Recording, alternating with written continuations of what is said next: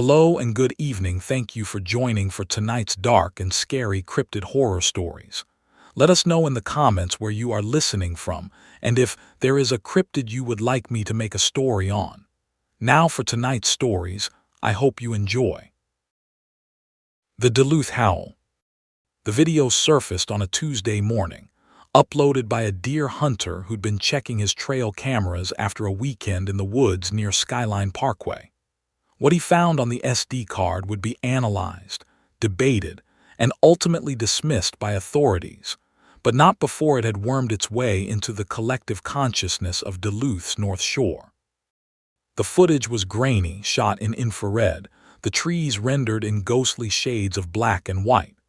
A park ranger stepped into frame at 2:47 a.m., his movements jerky and unnatural, his head twitching left to right in sharp, bird-like motions.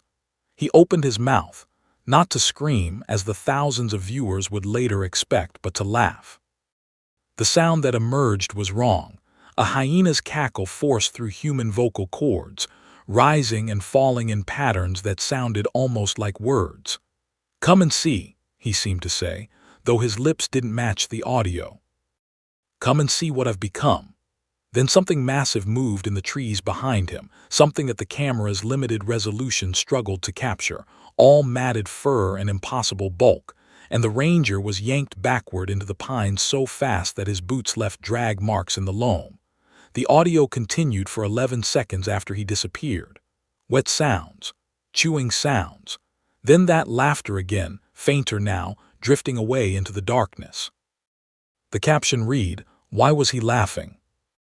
Lena Vogt first saw the video in the Duluth Tribune's break room, playing on a loop on someone's phone while 3 reporters argued about whether it was a hoax. She was 34 years old, with the tired eyes of someone who had spent too many nights staring at crime scene photos and not enough sleeping. Her hair, once carefully styled for camera appearances during her true crime podcasting days, was now pulled back in a practical ponytail, gray streaks she no longer bothered to dye framing her face. She had come to the Tribune seeking something quieter than the media frenzy that had nearly destroyed her, and for 2 years, she'd found it in local obituaries and city council meetings. Now, watching that grainy footage of the ranger's final moments, she felt something old and dangerous stir in her chest, not fear, but recognition. "Lena," her editor called from the doorway, "my office now." Richard Harrow was 62. A dinosaur from the era when newspapers mattered, and he ran the Tribune with the grim determination of a captain trying to keep his ship afloat in a hurricane. His office smelled of coffee and desperation. He didn't gesture for her to sit. "I need you on the Stewart Creek disappearances," he said. "The ranger makes 3 in 6 months. The others were hikers, campers, all within a 5-mile radius. The police are calling them bear attacks, but the families aren't buying it, and the public is eating up this Dogman bullshit. I need someone to write a thorough debunking, someone with credibility, someone who knows how to dismantle a conspiracy theory without pissing off the locals." Lena felt her jaw tighten. "I'm not interested in cryptids, Rich. I'm interested in facts." "Then find me some facts." He slid a folder across his desk. Inside were crime scene photos, what was left of them. The bodies had been found in various states of destruction, but one detail kept appearing in the reports. The victims had been found smiling. Rigor mortis had frozen their faces into expressions of joy. Look at the second victim, Thomas Hendricks, used to teach at UMD. The coroner found wolf hair in his wounds, but not from any wolf species known to Minnesota. The DNA came back as unknown canid. Lena flipped through the photos, her professional detachment cracking slightly as she reached the images of the third victim, the park ranger. His name was Marcus Webb, 41 years old, divorced, no children. The crime scene photos showed his service belt, discarded in the leaves, his radio smashed. The claw marks on the tree nearby were too large for any bear, spaced in a pattern that suggested something walking on 2 legs. She noticed something else, too, a pattern in the destruction. The bodies hadn't been eaten, not really. They'd been arranged. "There's something else," Harrow said quietly. "I know about your brother." The words hit her like a physical blow. She set the folder down, her hands suddenly trembling. "That's not relevant." David Vogt, wildlife biologist, disappeared near Stewart Creek 2 years ago. Official cause, probable bear attack. Body never recovered. Harrow's voice softened slightly.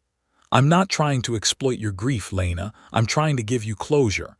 If there's something out there killing people, something real, not supernatural, don't you want to know?" She thought of David's last phone call, the way his voice had cracked when he said he'd found something impossible. She thought of the search parties, the weeks of waiting, the eventual pronouncement of death by misadventure. She thought of the closed casket funeral, the way her mother had screamed when they lowered the empty box into the ground. "Give me the assignment," she said. The first interview was with Sheriff Garrett Doyle, a heavy-set man with the uncomfortable demeanor of someone who'd been lying for so long he'd started to believe his own stories. They met in his office at the St. Louis County Sheriff's Department, the walls decorated with commendations and photographs of Doyle shaking hands with politicians. "Bear attacks," he said firmly, before Lena could even ask her first question. "We've had an aggressive black bear population in the area for years. They get habituated to humans, especially around the creek where people fish and camp. These unfortunate incidents are tragic, but they're natural." 3 people in 6 months, Sheriff, all within a small radius, all with similar wound patterns, and Marcus Webb was found with his face frozen in a smile. "Is that natural?" Doyle's jaw tightened. The body was in an advanced state of decomposition when found. Facial muscles contract as they break down. It's not uncommon. He'd been missing for 48 hours. Warm weather, accelerated decay. Doyle leaned forward, his voice dropping to a whisper. "Look, Ms. Vogt, I understand you're looking for a story, but there's nothing supernatural happening in these woods. No Dogman, no Bigfoot, no Skinwalkers. Just bears and bad luck. Write whatever you want, but don't come crying to me when the locals run you out of town for fear-mongering." Lena made notes, but she didn't believe him. She'd interviewed enough law enforcement in her podcasting days to recognize the particular cadence of a prepared statement, the way his eyes kept darting to the window as if checking for something in the tree line. He was afraid, she realized, not of the story, but of something else entirely. That evening, she drove north toward Stewart Creek, the setting sun painting the forest in shades of blood orange. The radio played static more than music this far from the city, and she eventually turned it off, letting the silence of the pines press against her windows. David had loved these woods. He'd spent his career studying wolf populations, tracking their movements through the Superior National Forest, arguing for their protection against hunting interests. He'd been the gentlest man she'd ever known, the kind who apologized to spiders before putting them outside. The idea that he'd been killed by a bear had never sat right with her. David knew bears. He knew how to avoid them, how to read their signs. If he died in these woods, it hadn't been because he made a mistake. She reached the turnoff for Skyline Parkway at dusk, the famous scenic drive now closed for the season, the gate locked and chained. She parked her Honda and stepped out, the cold October air cutting through her jacket immediately. The forest was loud at night, the wind in the branches, the rustle of small animals in the undergrowth, the distant hoot of an owl.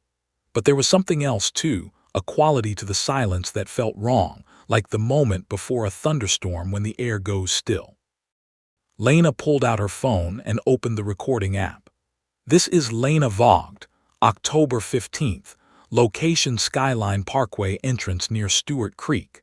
I'm here to investigate the circumstances surrounding the disappearance of park ranger Marcus Webb and 2 other individuals."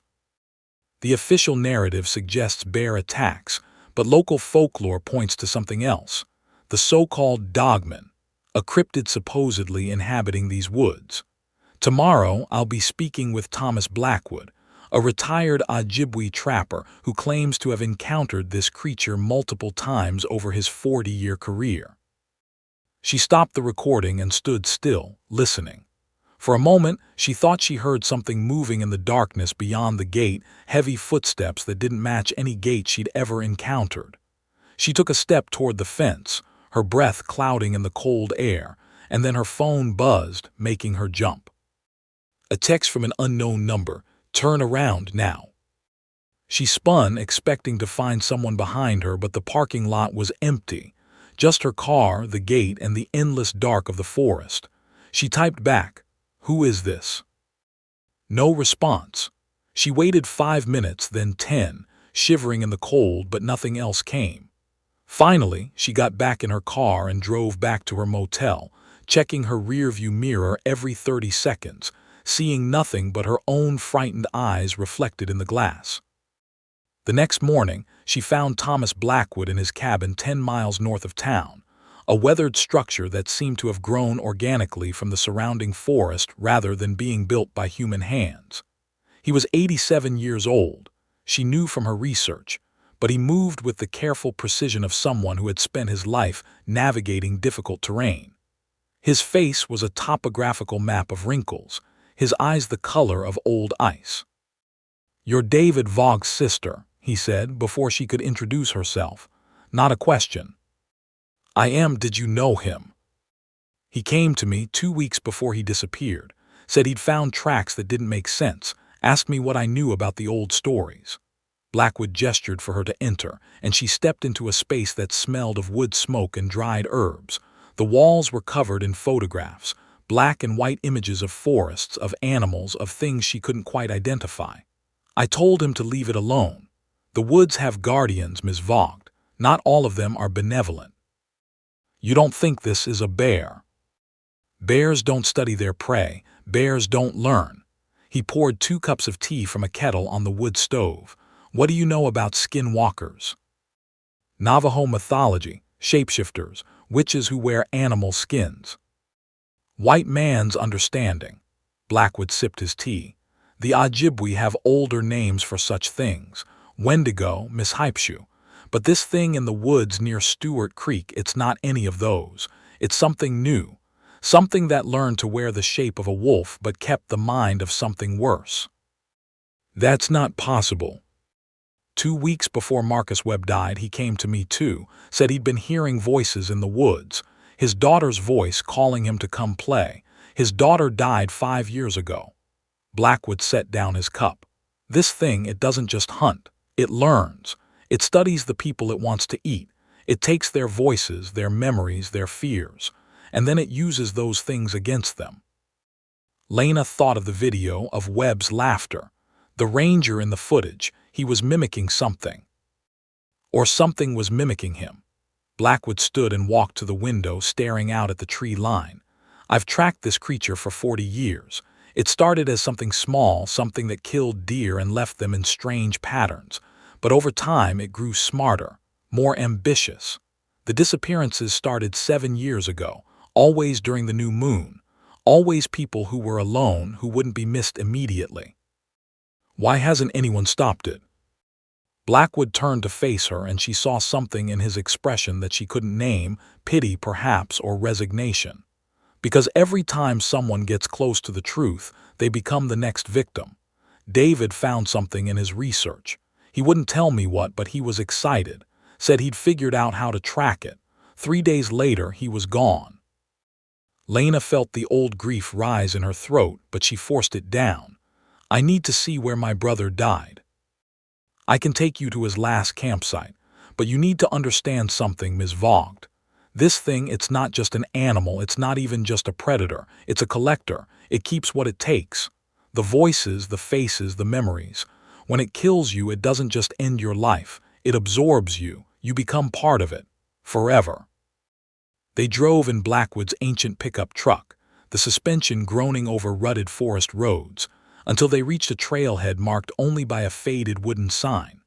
From there, they walked, Blackwood setting a pace that belied his age, Lena struggling to keep up as the terrain grew steeper and more treacherous. The forest here was old growth, the pines towering overhead and blocking out most of the sunlight, the undergrowth thick with ferns and fallen logs. Your brother had a theory, Blackwood said as they walked. He believed the creature was drawn to emotional pain, grief, guilt, trauma. It could sense these things, he thought, like a shark smelling blood in the water. David was researching grief. David was grieving. Your mother had died 6 months before. He never dealt with it, just threw himself into his work. Blackwood stopped at the edge of a small clearing. This is where I found his tent. The campsite was overgrown now, 2 years of forest reclamation erasing most traces of human presence. But Lena could still see the depression in the ground where the tent had been, the fire ring of blackened stones, the tree where David had hung his food bag to keep it from bears. She walked to the tree and placed her hand on the bark, trying to feel some connection to her brother's final days. The police report said they found blood but no body, she said. Just blood and torn clothing. They found other things too, things they didn't put in the report. Blackwood knelt and brushed away leaves from a flat stone near the fire ring. Underneath was a plastic bag, weathered but intact. He handed it to her. I kept this, I thought. I thought someone in your family should have it eventually. Inside the bag was a notebook, water-damaged but legible, and a digital voice recorder. Lena's hands trembled as she opened the notebook to the final entry, dated 2 days before David's disappearance. The tracks are getting closer, he had written. Not wolf, not bear, not anything in any field guide I've ever seen. 3 forward toes, 1 back, and something else. A thumb, an opposable thumb. The gait is wrong too, bipedal but not quite, like something trying to learn how to walk upright. I've heard it at night moving around my camp. It knows I'm here. I think it's studying me. I think it's learning how to be me. The next page contained sketches, detailed drawings of tracks in the mud, measurements carefully noted. The prints were indeed strange, canine in general shape but with proportions all wrong, and that disturbing hint of a primate-like digit. The stride length suggested something 7 feet tall when walking upright. There's more, Blackwood said quietly. Listen to the recording. Lena turned on the recorder, the small speaker crackling with static. Then David's voice emerged, thin and frightened. It's 3 a.m. I can hear it outside the tent. It's making sounds. God, it's making sounds like Mom. It's saying my name in her voice. I know it's not her. I know it's not, but it sounds so much like her. It's like it looked inside my head and found the thing I wanted most, and now it's using it against me. I have to run. I have to. The recording cut to a different voice, Lena's voice, her own voice saying, David, come home, we're waiting for you. Come home, David. But she hadn't recorded that. She hadn't spoken to David in weeks when he disappeared. The recorder fell from her numb fingers. That's impossible, she whispered. It learns, Blackwood repeated. It learns and it uses what it learns. Your brother ran, Ms. Vogt. He ran because he couldn't bear to hear your mother's voice coming from that thing's throat. He ran straight into its arms. Lena sat down heavily on a fallen log, the notebook clutched to her chest. The forest seemed suddenly very loud, full of sounds she couldn't identify, movements in the periphery of her vision. She thought of the text message from the night before, turn around, now, and wondered if it had been a warning or a lure. Why didn't you tell the police about this? I did. They said I was a crazy old Indian spinning ghost stories. They found bear tracks near the camp and decided that was explanation enough. Blackwood sat beside her. But you believe me. I don't know what I believe, but I know my brother wasn't stupid. He wouldn't have run into the woods at night because of a voice recording.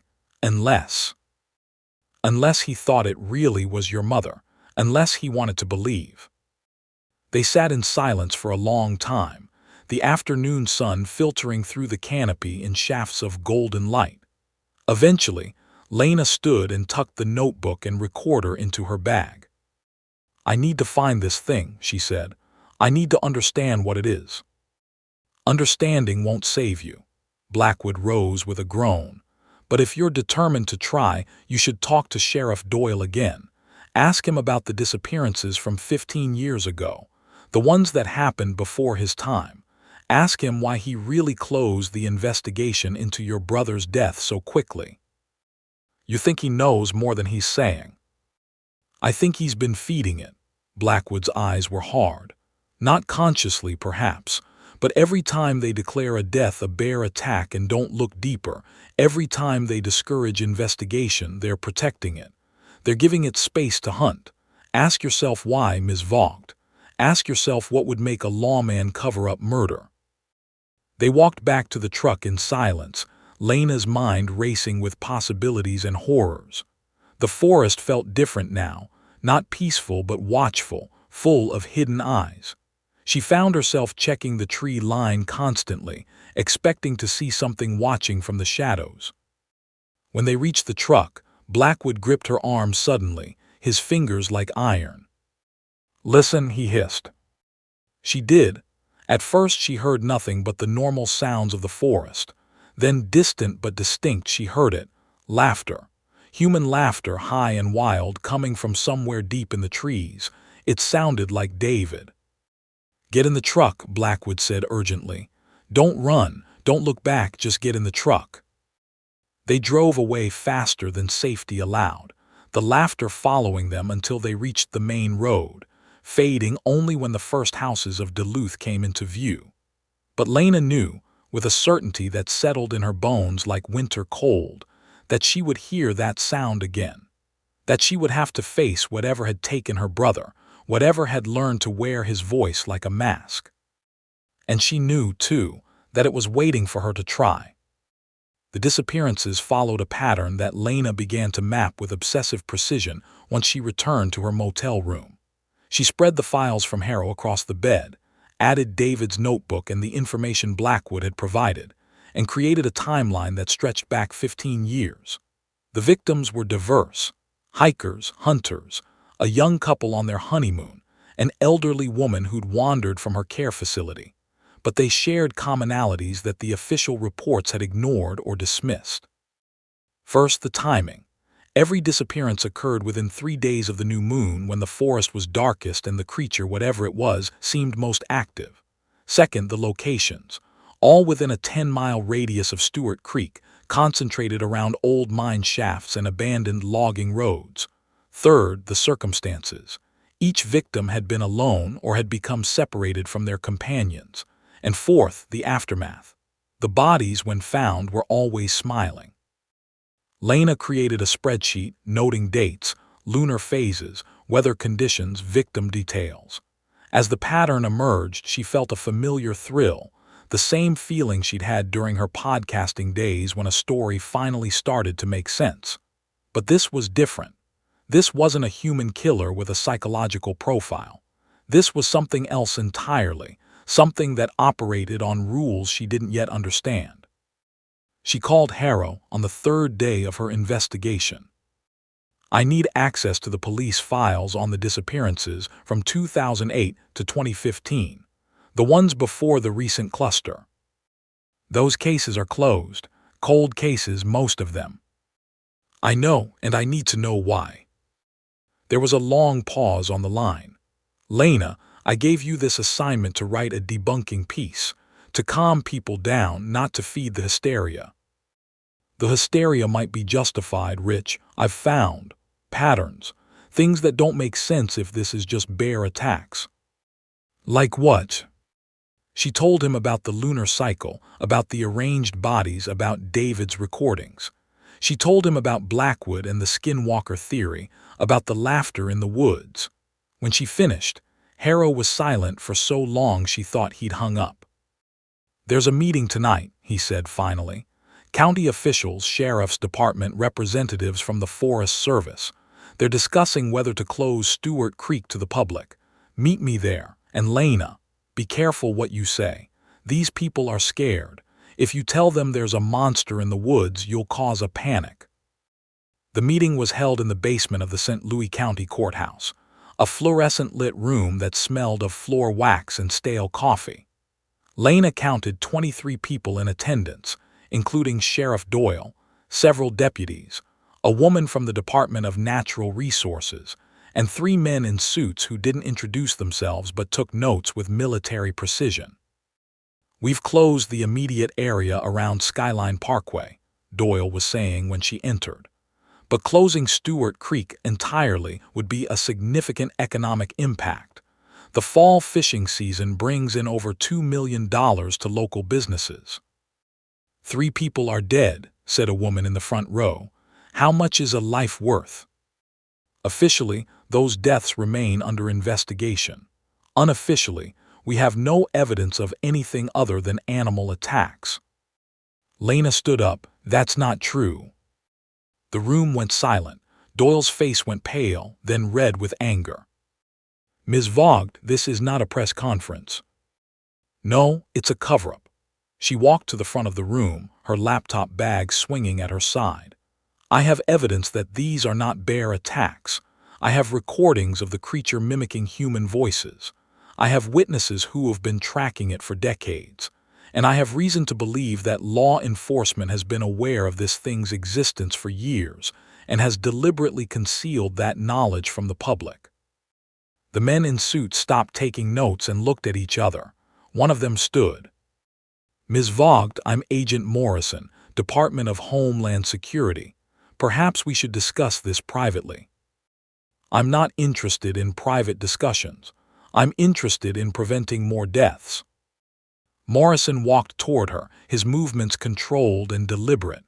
He was older than he first appeared, Lena realized, maybe 60, with the weathered skin of someone who'd spent time in harsh climates. "The deaths are regrettable," he said quietly, for her ears only. "But containment is necessary. Do you understand what would happen if the public learned that there's a predator in these woods that can imitate human speech, that can learn from its victims? The panic alone would cause more casualties than the creature itself." "You're saying the government knows about this?" "I'm saying that certain phenomena are better managed than publicized. The creature in question has been under observation for quite some time. It's an anomaly, a biological impossibility that nonetheless exists. We don't understand it, but we've learned to mitigate its impact." "By feeding it." Morrison's expression didn't change. "By controlling access to its territory, by managing information, by ensuring that its hunting grounds remain isolated. Stewart Creek is effectively a containment zone, Ms. Vogt, has been for years." Lena felt sick. "You're using the park as a cage, and the people who die there are tragic losses, but contained losses. The creature doesn't roam. It stays near the creek, near the mines, near the places it's always hunted. As long as people stay away, they're safe. And as long as we maintain the fiction that it's just bears, people stay away." "And David, my brother, was he a contained loss?" For the first time, Morrison's composure cracked. "Your brother was an exception. He found something he shouldn't have found. He was going to publish. We tried to warn him, but he wouldn't listen. The creature took him before we could intervene." Lena's hands curled into fists. You knew he was in danger and you didn't save him." "We couldn't save him without revealing what we know, without compromising the containment. I'm sorry for your loss, Ms. Vogt, truly, but the greater good requires sacrifice." She stepped back from him, her mind reeling. "I'm going to expose this, all of it. The cover-up, the containment, the fact that you've let people die to keep this thing secret.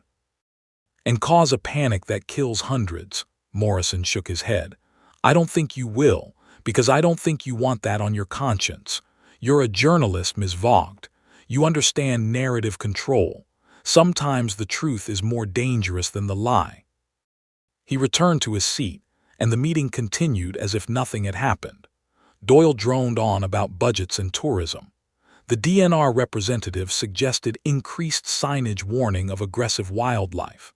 And Lena sat in the back, her hands shaking, wondering how many other families had been told their loved ones died of bear attacks when the truth was so much worse. After the meeting, she found Sheriff Doyle in the parking lot, smoking a cigarette with the desperate intensity of a man who'd recently quit. "You knew," she said, "not a question." Doyle exhaled smoke. "I suspected. For years I suspected. The bear attack explanation never made sense, but it was official, so I went along with it. Then your brother disappeared and I started asking questions. That's when Morrison found me. And you just accepted it. I accepted that there was something in those woods I couldn't fight, something that bullets don't stop. He dropped his cigarette and ground it under his heel. You want to know the truth, Ms. Vogt. The truth is that thing isn't just killing anymore. It's learning how to keep them alive longer. The recent victims, they lasted days before they died, days of whatever it does to them. The Hendricks man, he was found 3 days after he disappeared. He'd been kept somewhere, fed, kept alive. When we found him, he was smiling, but his eyes were empty. Whatever had been inside him was gone. Lena remembered the recording of David, the fear in his voice. What does it do to them? I don't know, Morrison won't tell me, but I found Webb's body, Ms. Vogt. I saw what condition he was in. It wasn't just killed, it was hollowed out, like something had eaten him from the inside and left the shell walking around. He reached into his coat and pulled out a folded photograph.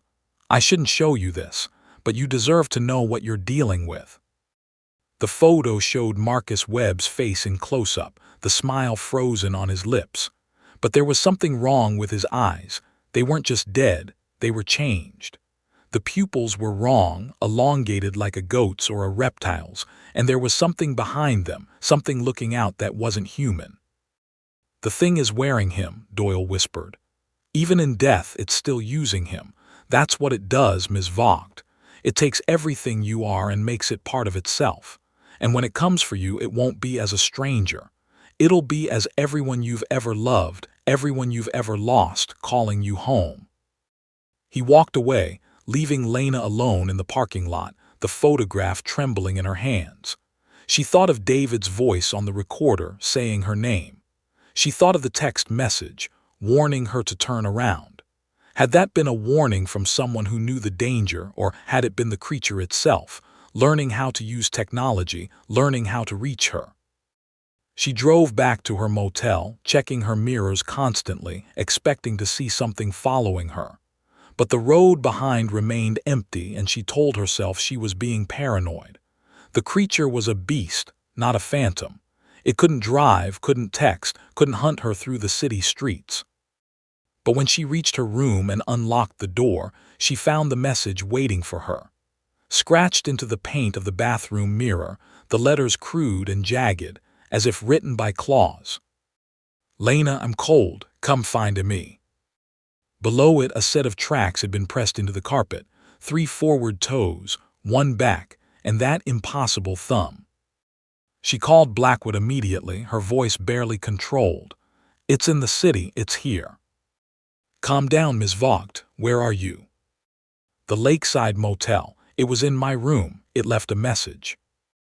Don't touch anything, don't call the police. They'll just cover it up, I'm coming. He arrived in 20 minutes, moving with surprising speed for a man his age. He examined the mirror in silence, then knelt to study the tracks in the carpet. These are fresh, he said, within the hour. How did it get here? How did it know where I was staying? It knows everything its victims knew. Your brother knew you were a journalist. He knew you were investigating. If this thing has his memories, Blackwood stood, his face grim. It's toying with you, testing you, seeing how you'll react. Why? Because you're different. You're not just prey. You're a challenge, a puzzle. The others, it could mimic their loved ones because they were grieving, vulnerable. But you're hunting it. That makes you interesting. Lena looked at the message again, the crude letters, the desperate plea. It wants me to come to it. Yes. Then that's what I'll do. Blackwood grabbed her arm. You can't be serious. This is what it wants. You're walking into a trap. I know, but I'm not going empty-handed. She pulled her arm free. Morrison said they don't understand it, but they've been studying it for years. That means they have data, research, weaknesses. I need to find out what they know. And how will you do that? By giving them something they want. She opened her laptop and pulled up her recording app. I'm going to broadcast. I'm going to tell the world everything I know about Stewart Creek, about the disappearances, about the government's cover-up. And then I'm going to wait for them to come to me. She spent the night writing, fueled by coffee and adrenaline. By dawn, she had a script, a detailed account of the disappearances, the lunar pattern, the creature's abilities, the government's containment strategy.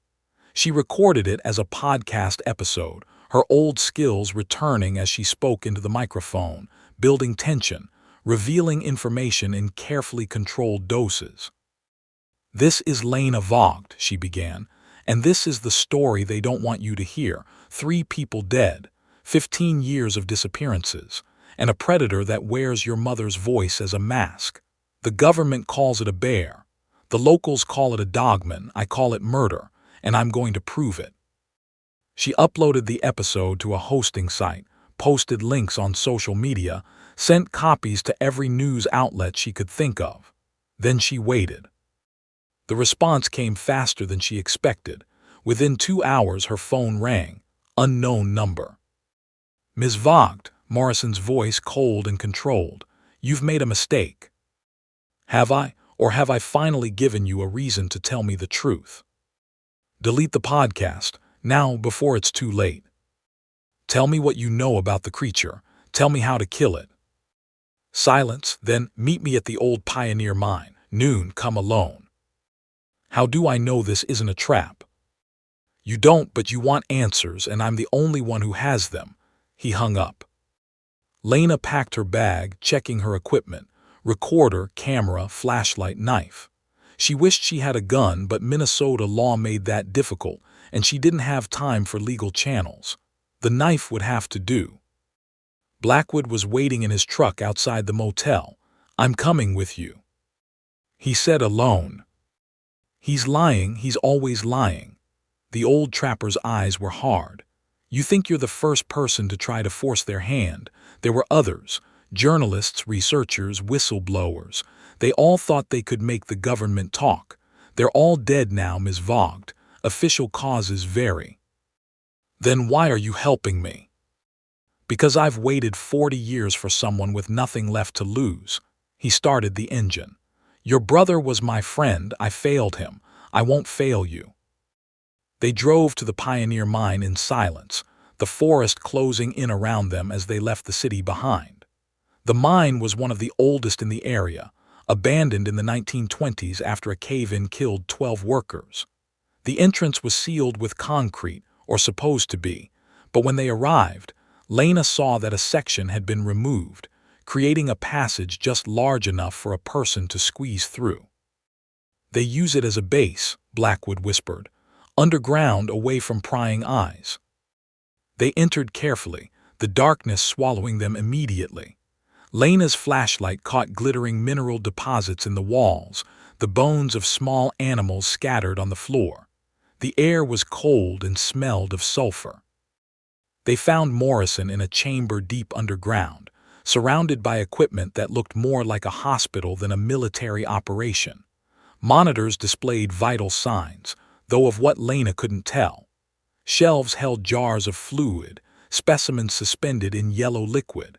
And in the center of the room, restrained on a metal table, was something that had once been human.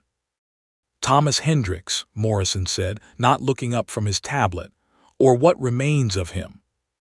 The thing on the table was barely recognizable as the former university professor. Its skin was covered in coarse hair, its limbs elongated and jointed wrong, its face, oh God, its face, still bore traces of humanity but twisted, stretched, the mouth filled with teeth that didn't fit. It opened its eyes when Lena approached, and she saw that they were Hendricks' eyes, still aware, still suffering. "What have you done to him?" "Nothing, this is what it does." Morrison finally looked at her. "The creature doesn't just kill, it converts. It takes the living and changes them, makes them part of itself. Hendricks was found 3 days after his disappearance. We thought he was dead. He wasn't. He was becoming." "Becoming what?" "A vessel, a host. The creature grows by absorbing others, but it can't just eat them. It has to break them down first. Mentally, emotionally, spiritually. It wears them until there's nothing left to wear. Hendrix made a sound, a wet gurgle that might have been a word. His mouth opened, and Lena saw that his tongue was gone, replaced by something black and wriggling. "Why are you showing me this?" "Because you need to understand what you're up against. This isn't an animal, it's not even a predator in the traditional sense. It's a force, a process, and it can't be killed by conventional means." "Then how do you stop it?"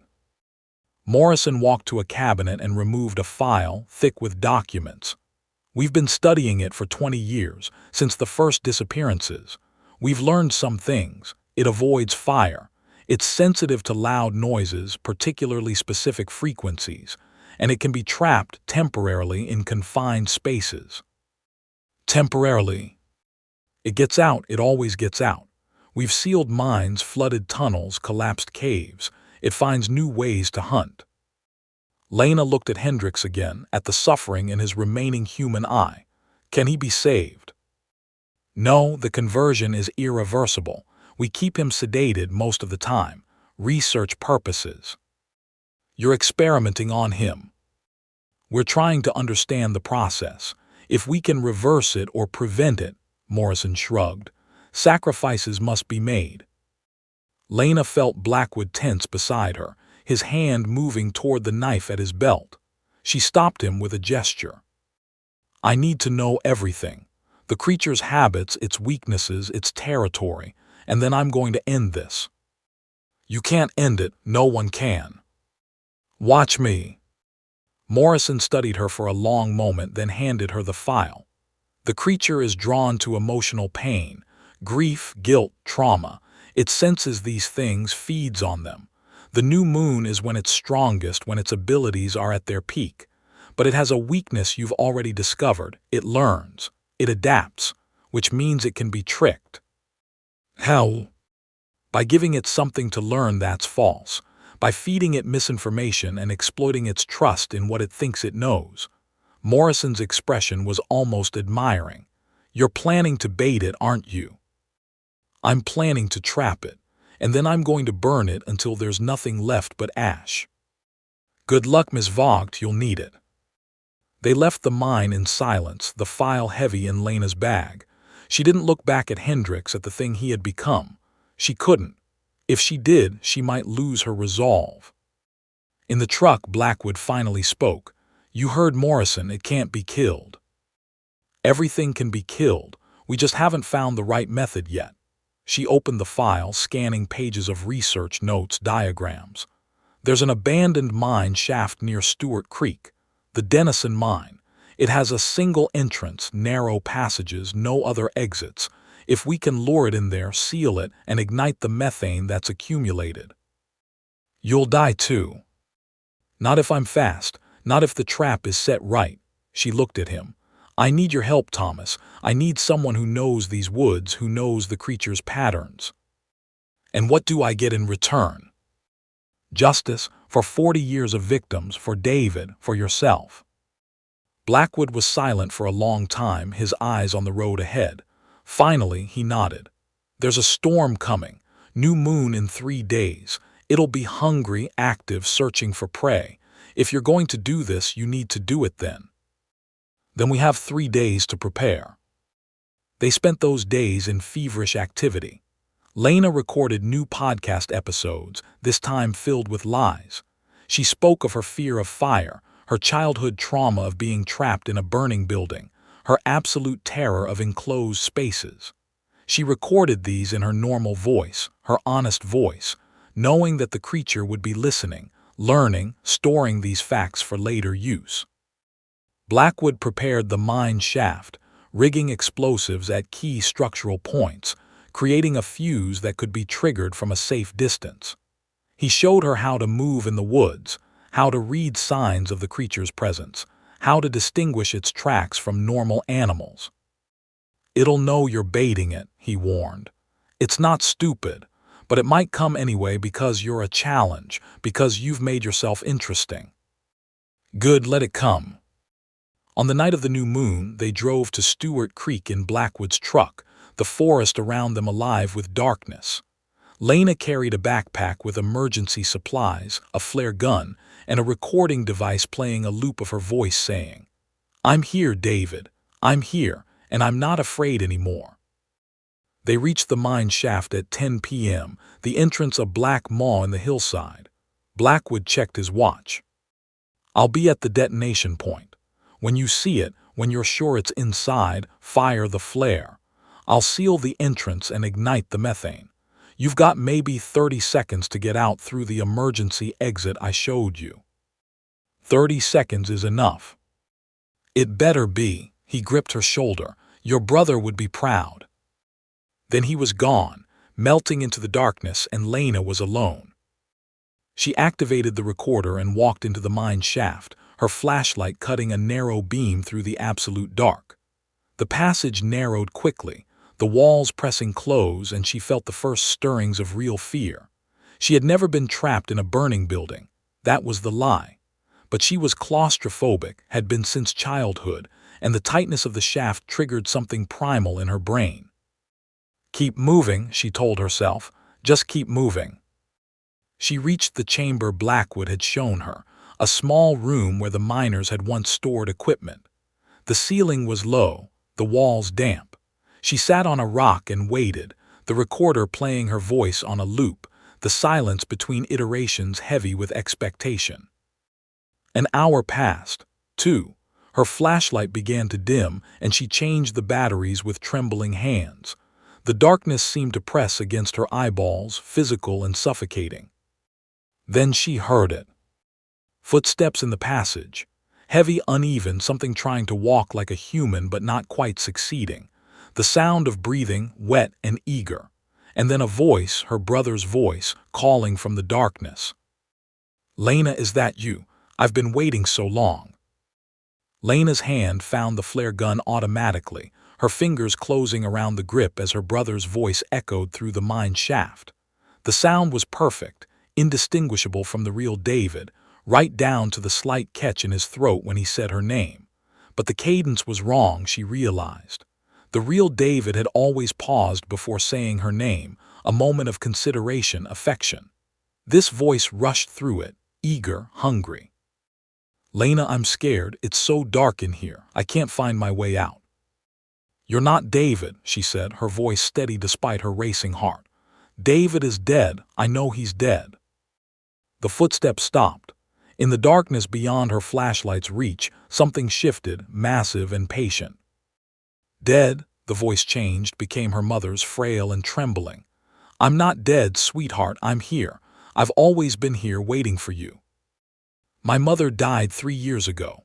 Lena stood, backing toward the emergency exit Blackwood had shown her, a narrow crevice in the rock wall. "I buried her. I watched them lower the casket." "Did you?" The voice became her own, suddenly, perfectly, speaking words she'd never said but had thought. "Maybe if I'd been there she wouldn't have died alone. Maybe it's my fault." Lena stumbled, the words hitting like physical blows. It knew. It knew her guilt, her secret fears, the thoughts she never spoke aloud. "I can hear your heart," her own voice continued, coming closer now. "It's singing to me, so much pain, so much lovely pain." "You want me," Lena said, forcing strength into her voice. "Then come and get me." She fired the flare. The magnesium glare illuminated the mine shaft for a brilliant, terrible second, and in that moment she saw it clearly for the first time. The creature stood 7 feet tall, its body a nightmare fusion of wolf and something worse, all matted gray fur and visible muscle beneath. Its limbs were too long, jointed backward, ending in paws that bore those impossible thumbs. But its face was the worst part. It had no fixed form, shifting and flowing like smoke, but in the flare's light she saw faces she recognized. David's eyes looked out from one side, her mother's mouth opened in a scream from another, and in the center, where its own features should have been, there was only a void, a darkness that seemed to drink the light. The creature roared, a sound composed of all the voices it had stolen, a chorus of the dead screaming in unison. Lena ran. She dove for the crevice, squeezing through just as claws raked the air where her head had been. The passage beyond was barely wide enough for her shoulders, the rock scraping her skin raw as she forced herself forward. Behind her, the creature howled, a sound of frustration and rage, and she heard it scrabbling at the entrance, too large to follow. "Lena," David's voice again, but now desperate, begging. "Don't leave me. Please don't leave me here alone." She didn't stop. She crawled through 40 feet of stone throat, emerging into a narrow gully that led back toward the forest. Behind her, the mine shaft rumbled as the creature tried to force its way through, but Blackwood's explosives had done their work. The entrance was sealed.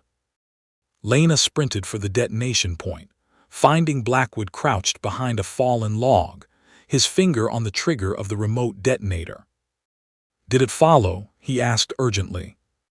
"It's in the main chamber. Seal it now." He pressed the button. The explosion was muffled by tons of rock, but the ground shook beneath their feet, dust rising from the mine entrance. For a moment, there was silence. Then, from deep underground came a sound that would haunt Lena's dreams for the rest of her life. The creature howled, but the howl changed, shifted, became voices she knew. Her brother's voice screaming in agony, her mother's voice crying out for mercy, her own voice begging for death. The howls layered over each other, a symphony of suffering, and beneath them all, a wet, tearing sound like flesh being ripped from bone. "The fire," Blackwood whispered, "it's burning." They waited through the night, watching the mine entrance for any sign of escape. The howls continued for hours, gradually weakening, becoming more animalistic, less human. By dawn, there was only silence. "Is it dead?" Lena asked. "Nothing that old dies easy," Blackwood said, "but we've heard it, maybe badly enough." They approached the mine cautiously, the reek of burning fur and sulfur thick in the air. The entrance was collapsed, tons of rock blocking any exit. But as they stood there listening, Lena heard something that made her blood freeze. Whispering, faint, almost inaudible, coming from deep within the rubble. "It doesn't forget what it eats," Blackwood said softly. "Your brother's in there, part of him anyway, part of all of them." Lena pressed her hand against the stone. "I'm sorry, David. I'm so sorry I couldn't save you." The whispering stopped. Then, clear as a bell, her brother's voice emerged from the darkness, weak but distinct. "Lena, run, it's not the only." The voice cut off with a wet gurgle, and something laughed from deep in the mine, a sound that had no right to exist. They fled then, running through the forest until they reached Blackwood's truck, driving until the sun was high, and the city of Duluth lay before them like a promise of safety. Lena filed her story the next day, a full exposé of the disappearances, the government's cover-up, the creature in the woods. Harrow published it on the front page with the headline, "Duluth's Dirty Secret, the Truth About Stewart Creek." The response was immediate and chaotic. The government issued denials, called her a conspiracy theorist, suggested she needed psychological evaluation. But the families of the victims came forward, one by one, demanding answers, demanding exhumations, demanding justice. Within weeks, a federal investigation was launched. Morrison disappeared, his department disavowed. Sheriff Doyle resigned, then died of an apparent heart attack before he could testify. And Lena became briefly famous, the journalist who'd exposed the monster in the woods, the woman who'd faced the Dogman and lived. She did talk shows, wrote a book, tried to move on with her life. But she never forgot what her brother's voice had said in that mine. It's not the only one. 6 weeks after the explosion, she received a package at her apartment. No return address. Inside was a notebook, water-damaged but legible, David's notebook, the one she'd thought lost in the mine. But there were new pages, entries in handwriting she didn't recognize, written after his death. They travel in pairs, sometimes in packs. The one at Stewart Creek was young, learning. The old ones are in the deep woods, the places humans don't go. They sleep for years, decades, waiting for the world to fill with prey again. They learn to be patient. They learn to let us forget. There were coordinates, maps of places Lena had never heard of. The Boundary Waters, the Apostle Islands, the vast wilderness of the Superior National Forest, and a final entry. It's not the end, it's never the end. They don't die, they just change. And they're changing faster now, learning new tricks, new ways to hunt, new ways to be us. Lena read the notebook 3 times, then burned it in her sink, watching the pages curl and blacken. She told herself it was a hoax, a final cruel joke from Morrison or one of his agents. She told herself the creature was dead, incinerated in that mine shaft, its ashes scattered on the wind. She almost believed it. Then came the phone call. Her editor, Harrow, sounded strange when he called, his voice tight with an emotion she couldn't identify. "Lena, I need you to listen to something. I got a voicemail this morning. It was meant for you, I think, but it came to the office line." "What is it?" "I'm going to play it, but Lena, I'm sorry." The recording was poor quality, full of static and pops, but the voice was clear enough. Her voice. Lena's own voice, speaking words she'd never said. "Rich, it's Lena. I'm done with the story, I think. I need to go away for a while. The woods are calling me.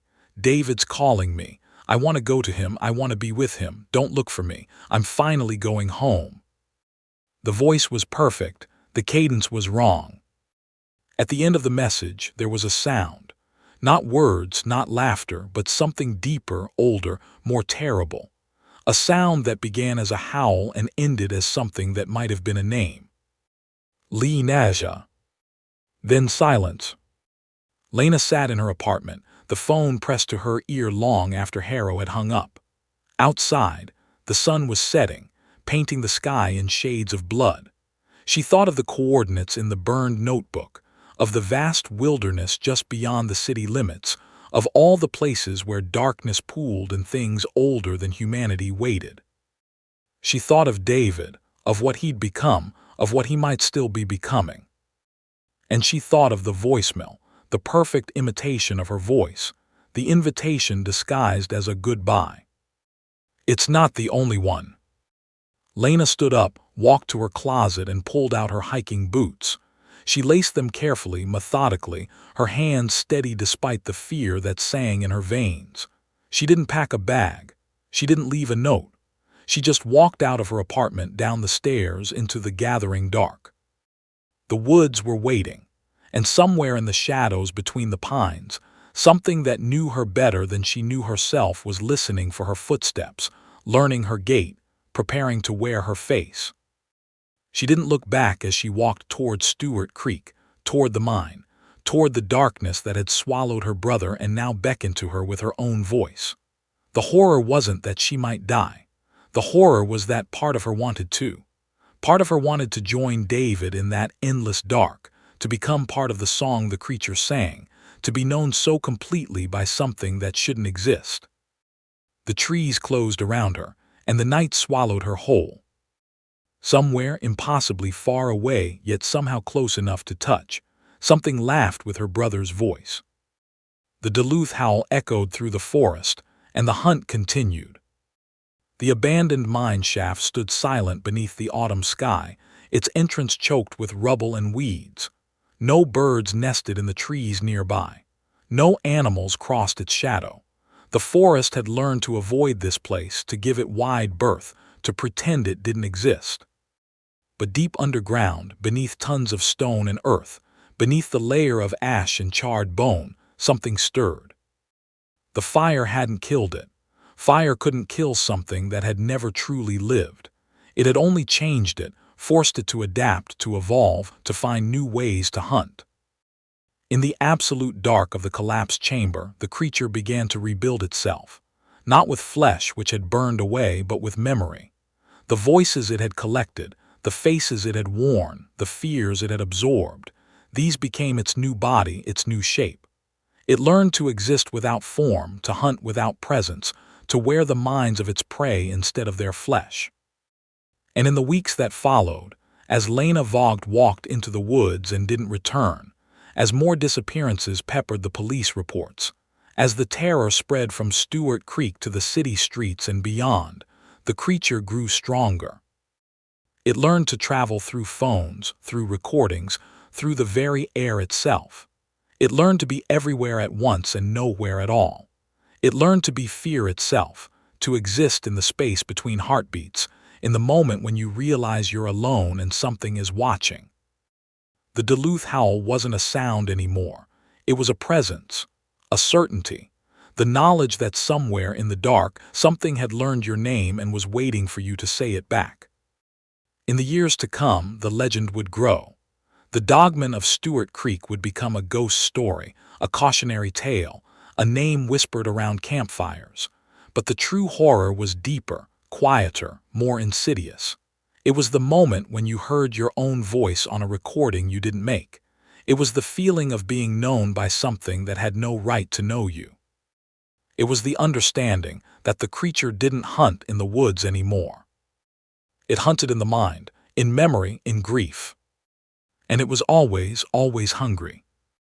Deep in the earth, the thing that had been Marcus Webb, that had been Thomas Hendricks, that had been David Vogt and a dozen others, opened its eyes, hundreds of them, borrowed from all its victims, and smiled with Lena's mouth. The hunt had only just begun. The Whispering Skin. The wind that swept across the Arizona desert that evening carried more than the scent of sage and red dust. It carried the weight of things ancient and patient, things that had waited beneath the sand for centuries before humans dared to walk these lands. In a modest trailer outside the Navajo Nation reservation, an old man named Hosteen Billy sat with a cracked cellular phone pressed against his weathered ear, his brown-spotted hands trembling not from age, but from fear that had finally arrived after 73 years of avoidance. On the other end of the line was a voice he recognized immediately, the voice of his late brother's granddaughter, Lena Begay, who called herself by her mother's surname, Morrison. She spoke with the clipped efficiency of the white world that had claimed her, asking questions about traditions she had abandoned, about words she had no right to speak aloud. "Hosteen," Lena said, her voice crackling through poor reception, "I'm doing research for my thesis. I just need you to confirm what the word means. The anthropological literature is inconsistent." Hosteen Billy felt his stomach drop through the floor of his reality. He knew which word she meant. There was only one word that carried such weight, one word that existed in the space between breaths, in the silence that fell when the fire popped and everyone stopped speaking at once. The word that was never written, never recorded, never spoken in the presence of children or elders or anyone who valued their soul remaining intact. "Don't say its name," Hosteen whispered, his voice barely audible over the static. His eyes drifted to the window, where the sun was bleeding into the desert, painting the mesas in shades of arterial red. Outside, something moved in the twilight, something that walked on legs too long for its body, something that watched him with eyes that reflected light that hadn't arrived yet. "Hosteen, I don't understand," Lena continued, impatient, dismissive. "It's just folklore. I'm trying to be respectful, but I need academic precision. Is it Skinwalker or Skinwalker? And what exactly constitutes the transformation ritual? The sources are vague about."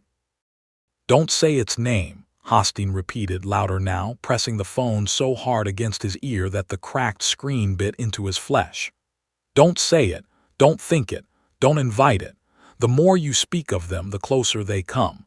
They hear their names spoken across distances you cannot imagine. They move through the spaces between words." Through the window, Hosteen saw it clearly now, the white coyote that had been pacing the perimeter of his property for 3 nights. It stood on legs that bent wrong, that ended in feet too large, too human in their structure. Its eyes caught the last light of the setting sun and held it, glowing with an illumination that came from nowhere, that preceded the headlights of any vehicle. "This is ridiculous," Lena said on the other end. "I'm an anthropologist. I deal in facts, not superstition. I'm coming to Arizona next week to document." Hosteen Billy slammed the phone shut. The screen went black immediately, not with the slow fade of battery death, but with the violent extinguishing of something that had seen too much. He stood from his chair, his knees popping like distant gunfire, and walked to his gun cabinet with the careful movements of a man who knows he is already being watched. The white coyote was at his window now, standing on its hind legs, its forepaws pressed against the glass.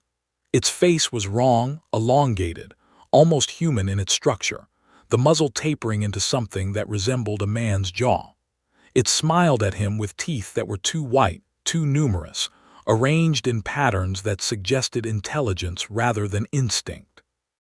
Hosteen reached for his rifle, but his hand stopped halfway to the stock.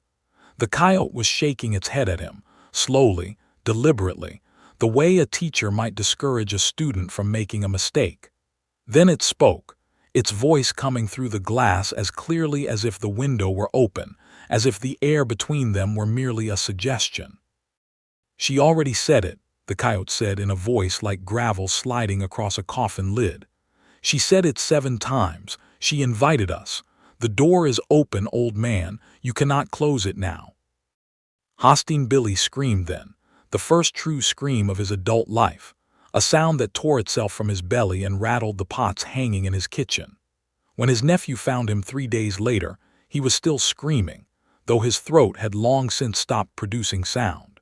His eyes had turned completely white, the pupils vanished into the sclera, and his hands were frozen in the shape of claws, as if he were still trying to fight something that had already taken what it came for. The medical examiner from Flagstaff would rule it a stroke. The Navajo police would whisper about witchcraft. The white coyote would not be seen again in that location, but it would travel north, toward Flagstaff, toward the university, following the trail of a name spoken to many times by someone who should have known better. Lena Morrison arrived in northern Arizona on a Tuesday in late October, when the aspens on the mountains were turning gold, and the tourists had retreated back to Phoenix and Los Angeles, leaving the high desert to its permanent residents and its permanent shadows. She drove a rented Jeep Cherokee that smelled of previous occupants' sunscreen and desperation, the kind of vehicle that accumulated along the highways of the Southwest, driven by people seeking transformation in the Red Rock Canyons and finding only sunburn and credit card debt. She was 27 years old, with her father's Scottish complexion and her mother's Navajo bone structure, a combination that had always made her feel like a living contradiction, neither fully accepted by the white world of academia nor welcomed by the brown world of her ancestors. She wore her hair in a severe bun that pulled at her temples, and she dressed in cargo pants and button-down shirts that were meant to project professionalism, but instead suggested someone trying very hard to be taken seriously.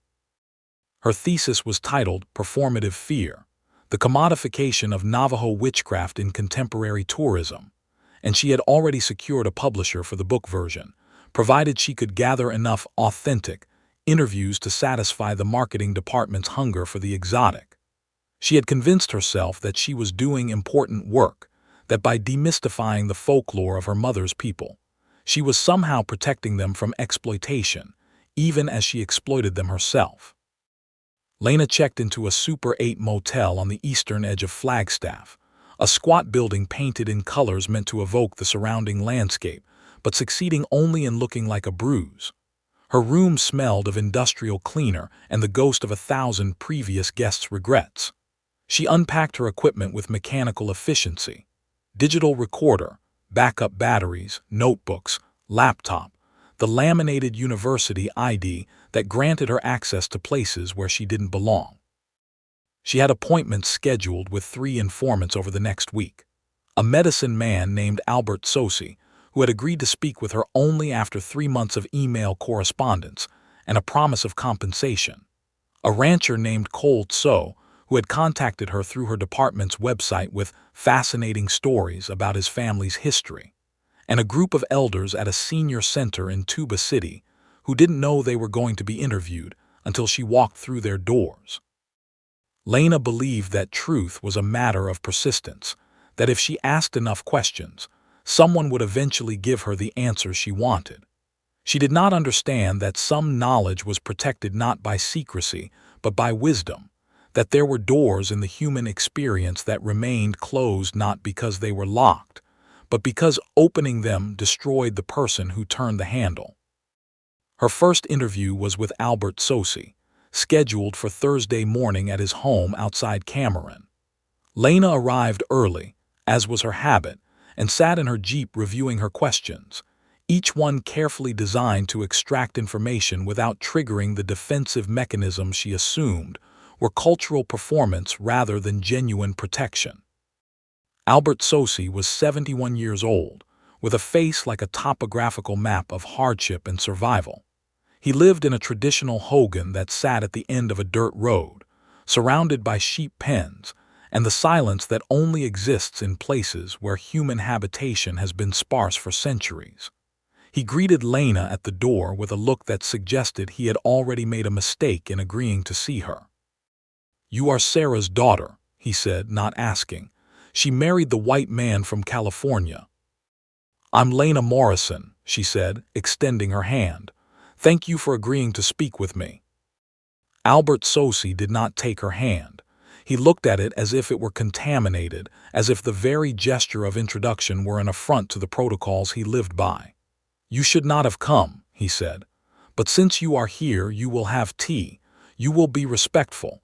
You will not speak of things you do not understand." Lena bristled at the condescension, but she followed him into the hogan, ducking through the low doorway into a space that smelled of wood smoke and cedar. The interior was circular, with a fire pit in the center and blankets arranged around the perimeter. There were no photographs on the walls, no decorations that suggested personal history. The space felt temporary despite its age, as if it existed in a state of perpetual readiness for departure. Albert Sosi served her tea in a chipped ceramic mug, and they sat in silence while the liquid cooled to drinking temperature. This was a test, Lena knew, a way of establishing who would control the conversation. She refused to speak first, counting the seconds in her head, cataloging the discomfort as data to be analyzed later. "You want to know about the Yi Naldlusha," Albert Sosi said finally, using the Navajo term that Lena had carefully avoided in her research proposal. "You want to write about them in your book. You want to explain them to the Bilagana." "I want to understand the cultural context," Lena said, choosing her words with academic caution. "I want to explore how these beliefs function within the community, how they regulate behavior, how they—" "You want to say the name," Albert Sosi interrupted. "You want to write it down so others can say it. You think this is knowledge that should be shared. You think you are doing a good thing." "Knowledge should be preserved," Lena said, hearing the defensive edge in her voice. "These traditions are dying if they're not documented." "Some things should die," Albert Sosi said. "Some things should be forgotten. The Yi Naldlusha are not stories for entertainment. They are not anthropology. They are warning. They are the memory of what happens when a person abandons their humanity to gain power over others. To speak of them is to invite them. To write of them is to create a map that leads to your door." Lena opened her mouth to argue, to cite the academic consensus that belief in witchcraft was a response to social stressors, a way of explaining misfortune in a chaotic universe. But Albert Sosi raised his hand, and the gesture contained such authority that she found herself silent. "You are marked already," he said, his voice dropping to a whisper that seemed to fill the entire hogan. "I can see it on you. Someone has spoken your name to them.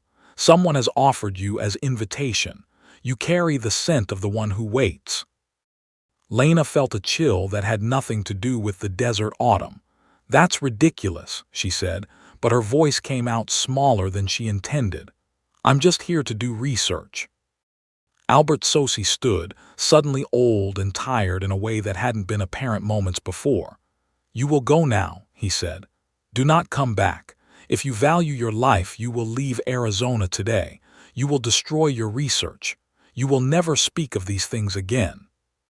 "But I paid you," Lena protested, standing with him, gathering her bag with hands that trembled slightly. "We had an agreement." Albert Sosi spat into the fire. The saliva hissed and popped, sending up a spiral of steam that twisted in the air before dissipating. "There is no agreement between the living and the dead," he said. "There is no payment sufficient for what you have already done. Go, and when you speak to your grandmother, tell her I tried to warn you." Lena drove away from Albert Sosi's Hogan with her hands gripping the steering wheel so tightly that her knuckles turned white. She was angry, she told herself, not frightened. The old man had been theatrical, manipulative, playing on her mixed heritage to establish dominance in the interview dynamic. She had dealt with such resistance before in her fieldwork, the protective instinct of traditional cultures facing the intrusion of academic inquiry. She would not be deterred. She spent the afternoon at the motel, transcribing the brief recording she had managed to make before Albert Sosi had noticed her device. It wasn't much, some general comments about the importance of respecting boundaries, a vague warning about consequences, but she could shape it into something usable. She could frame it as indigenous resistance to ethnographic extraction, a commentary on colonial research methodologies. The content mattered less than the analysis she could apply to it. By evening, Lena had convinced herself that the interview had been a success, that she had penetrated the defensive barriers of traditional knowledge and extracted valuable data. She ordered Chinese food from a restaurant near the highway and ate it while watching cable news on the motel's ancient television, the voices of anchors discussing political scandals fading into background noise as she reviewed her notes. It was after midnight when she finally turned off the lights and prepared for sleep.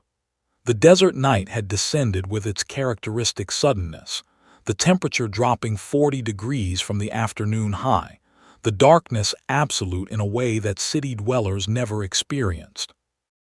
Lena had grown up in Los Angeles, where the night was merely a dimmer version of day, where streetlights and neon signs and the glow of endless development kept the dark at bay.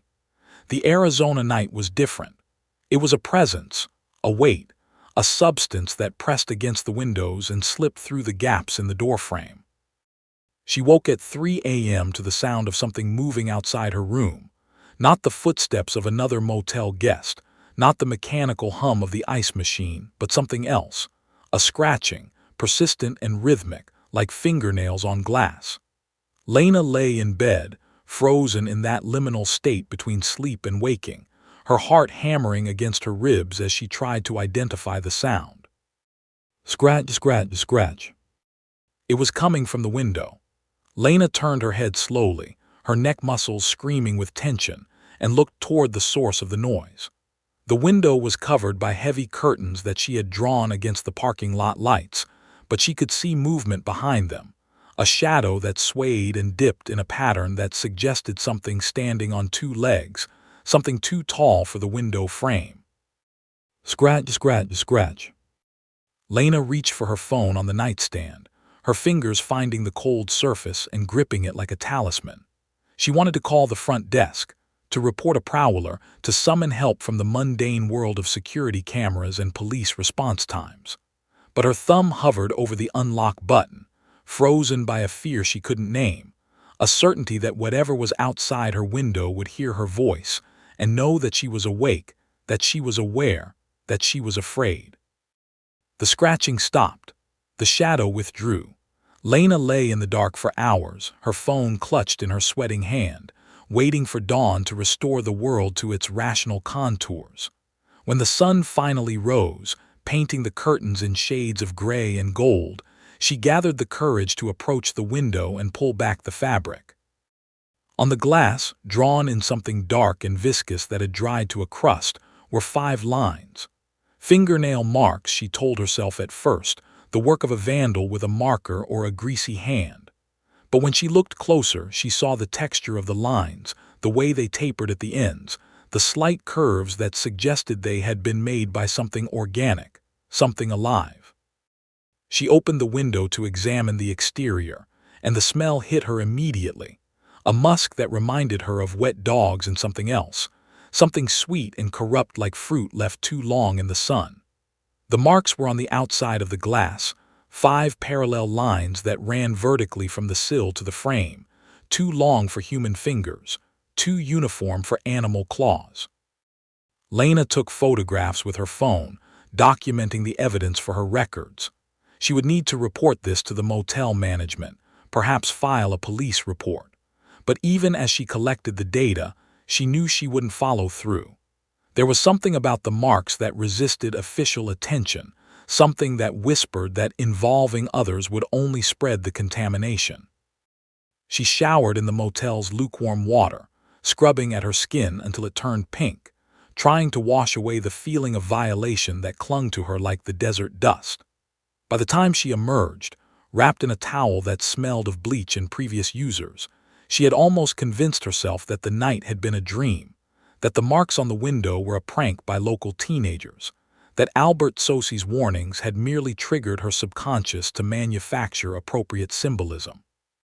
Her laptop was open on the desk where she had left it, and as she approached to check her email, she noticed something wrong. The screen was on, displaying her research notes, but the content had changed. Where she had written, "Skinwalker folklore represents a cultural response to social disruption," someone had added a new line in a font she didn't recognize, in a language she couldn't read. It was Navajo, she realized after a moment of confusion. Someone had typed Navajo text into her document. She didn't speak the language. Her mother had refused to teach her, citing the trauma of her own boarding school experience, and Lena had never seen the point in learning what she considered a dead tradition. But she recognized the orthography, the unique characters and diacritical marks that distinguished Dene Bizod from other languages. Lena grabbed her phone and opened a translation app, aiming the camera at the screen. The app struggled with the handwritten style font, but eventually produced a result that made her drop the phone onto the bed. She brushes her hair with your brush. She sleeps in your bed. She waits for you to say her name. Lena spun around, scanning the room for intruders. The door was locked, the chain still in place. The window was closed, the security latch engaged. There was no one in the bathroom, no one in the closet, no one under the bed. She was alone, but her laptop displayed evidence of presence, of violation, of knowledge that shouldn't exist. She approached the laptop cautiously, as if it might bite, and examined the keyboard. There was residue on the keys, a fine powder that looked like dust but smelled like the musk from the window. She touched it with her fingertip, and the texture was wrong, gritty, like sand, but with an oiliness that suggested organic origin. Bone dust, she thought, remembering Albert Sosie's words, or ash, or something worse. Lena closed the laptop with a force that made the desk shake. She would leave today, she decided. She would check out, abandon the research, drive back to Flagstaff and catch the first flight to Los Angeles. The thesis could wait. Her sanity could not. But before she could pack her bags, her phone rang. The screen displayed a number she didn't recognize, a local area code, and she answered it without thinking, desperate for the sound of another human voice. "Ms. Morrison," the voice was male, warm and professional with just a hint of a regional accent. "This is Cold So. We spoke via email about my family's ranch. I'm calling to confirm our appointment for tomorrow." Lena had forgotten about Cold So. In the chaos of the morning, the interview scheduled for Thursday had seemed unimportant, a minor data point in a project she was now abandoning. But his voice was reassuring, normal, a reminder that the world contained more than shadows and whispers. "Actually, Mr. Tso," Lena began, "I'm afraid I need to reschedule. Something has come up." "I understand completely," Cole said, his voice carrying a smile. "But I think you'll want to hear what I have to say. My uncle was a hatala, a medicine man. He left me journals, extensive documentation of things that aren't supposed to be documented. The Yi Naldlucia specifically. I have names, dates, locations. I have the ritual instructions." Lena's breath caught. Despite her fear, despite the marks on her window and the message on her laptop, the academic in her responded to the promise of primary sources, of forbidden knowledge, of the kind of data that could make a career. "I can be at your ranch this afternoon," Lena heard herself saying. "Excellent," Cole said. "I'll text you the directions. It's isolated, I'm afraid, no cell service, no neighbors for miles. But that's precisely why my uncle chose it for his work. The isolation protects certain activities." The words should have been another warning, another red flag in a morning full of them. But Lena was already thinking about how she would structure the chapter, how she would present this material to her committee, how she would navigate the ethical implications of publishing sacred knowledge. "I'll see you soon, Ms. Morrison," Cole said and hung up. Lena stood in the motel room, the phone still pressed to her ear, and realized that the scratching had returned. Not at the window this time, but at the door. A gentle, persistent sound, like fingernails on wood. She didn't open it. She didn't call out. She stood frozen until the sound stopped, until the shadow under the doorframe withdrew, until the morning sun climbed high enough to burn away the last of the night's shadows. Then she packed her bags, loaded her Jeep, and drove toward the address that Cold So had sent her, deeper into the desert, farther from help, closer to something that had been waiting for her since before she was born. The drive to Cold So's ranch took 3 hours, following roads that grew progressively narrower and less maintained, until they were merely tracks in the red dust, marked by cairns of balanced stones that seemed to serve as warnings rather than directions. Lena passed through landscapes that looked like another planet, mesas that rose like broken teeth from the earth, canyons that descended into shadows so deep they seemed to have no bottom, rock formations that her tired brain interpreted as figures, faces, watching entities. She saw no other vehicles. She passed no other structures. The radio in her Jeep had lost signal an hour ago, leaving her with only the sound of her own breathing and the occasional screech of a hawk circling overhead. She told herself she was being foolish, that the isolation was getting to her, that her imagination was manufacturing threats from the emptiness. But she couldn't shake the feeling that something was following her. In her rearview mirror, she caught glimpses of movement that disappeared when she turned to look directly, dust clouds that rose without wind, shapes that loped alongside the road before vanishing into the rocks. Once, she was certain she saw a white coyote standing on a ridge, watching her progress with eyes that glowed even in the harsh midday sun. She arrived at the ranch in the late afternoon, when the shadows were beginning to lengthen, and the temperature was dropping toward evening coolness. The property consisted of a main house, a barn, and several outbuildings arranged around a central courtyard, all constructed from local stone and wood in a style that suggested age and permanence. A windmill turned slowly in the breeze, pumping water into a tank that overflowed into a trough where 3 horses drank with the unconcern of animals that had never known danger. Cold So was waiting for her on the porch of the main house, a figure silhouetted against the setting sun. As Lena approached, she saw that he was younger than she had expected, perhaps 35, with the kind of rugged good looks that suggested outdoor labor and genetic luck. He wore jeans and a flannel shirt, the uniform of the Western rancher, but his boots were too clean, his hands too smooth. Something about him was performative, rehearsed, a costume rather than a reality. "Ms. Morrison," he said, descending the steps with a smile that showed too many teeth. "I'm so glad you could make it. The isolation frightened some people." "I'm not easily frightened," Lena said, shaking his hand. His grip was cold despite the afternoon heat, his fingers lingering on hers a moment too long. "That's what I gathered from your emails," Cole said. "A woman of science, of reason, someone who isn't afraid to ask difficult questions." He led her into the house, which was larger and more comfortable than the exterior suggested. The interior was decorated with Navajo weavings and pottery, artifacts that Lena recognized as authentic and valuable.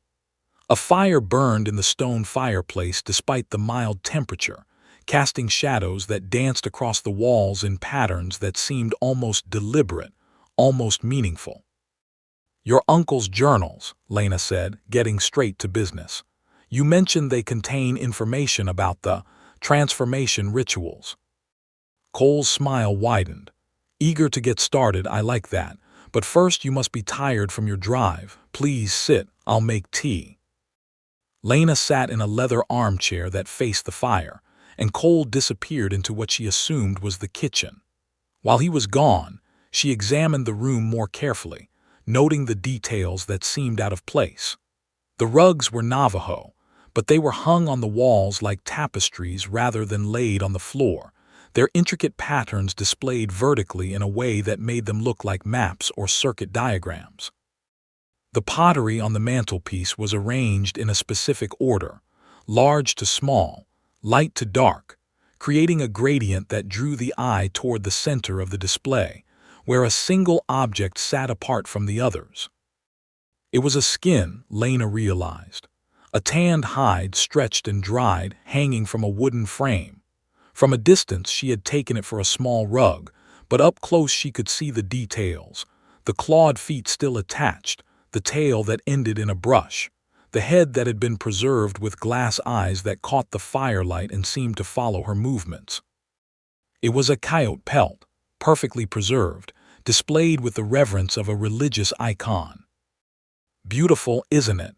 Cole's voice came from behind her, making her jump. He carried a tray with 2 mugs of tea, steam rising in lazy spirals. My uncle's masterwork. He spent 20 years learning the traditional methods. Lena turned to face him, her professional composure reasserting itself. It's striking. Most people don't display hides in their living rooms. Most people don't have my family's history, Cole said, setting the tray on a side table and handing her a mug.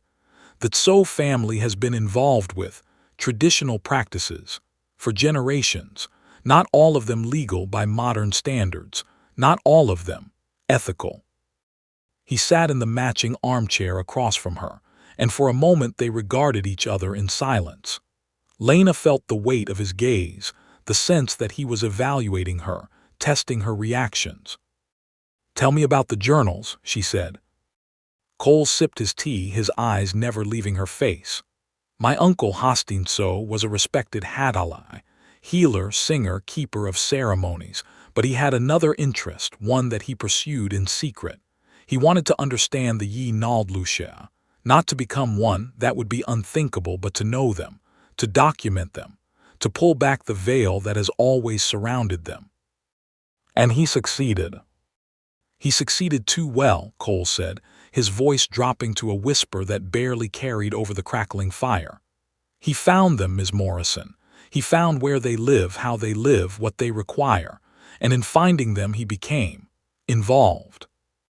Involved how? Cole set down his mug and stood, walking to the fireplace where the coyote pelt hung. He reached up and touched it with a gentleness that seemed almost erotic, his fingers tracing the lines of the preserved fur. The Yi Naldlusha are not born, Ms. Morrison. They are made. Through a ritual that requires the murder of a family member, the consumption of their flesh, the wearing of their skin. My uncle documented 14 confirmed cases over 50 years. 14 people who made that choice. Lena's recorder was running in her pocket, capturing every word.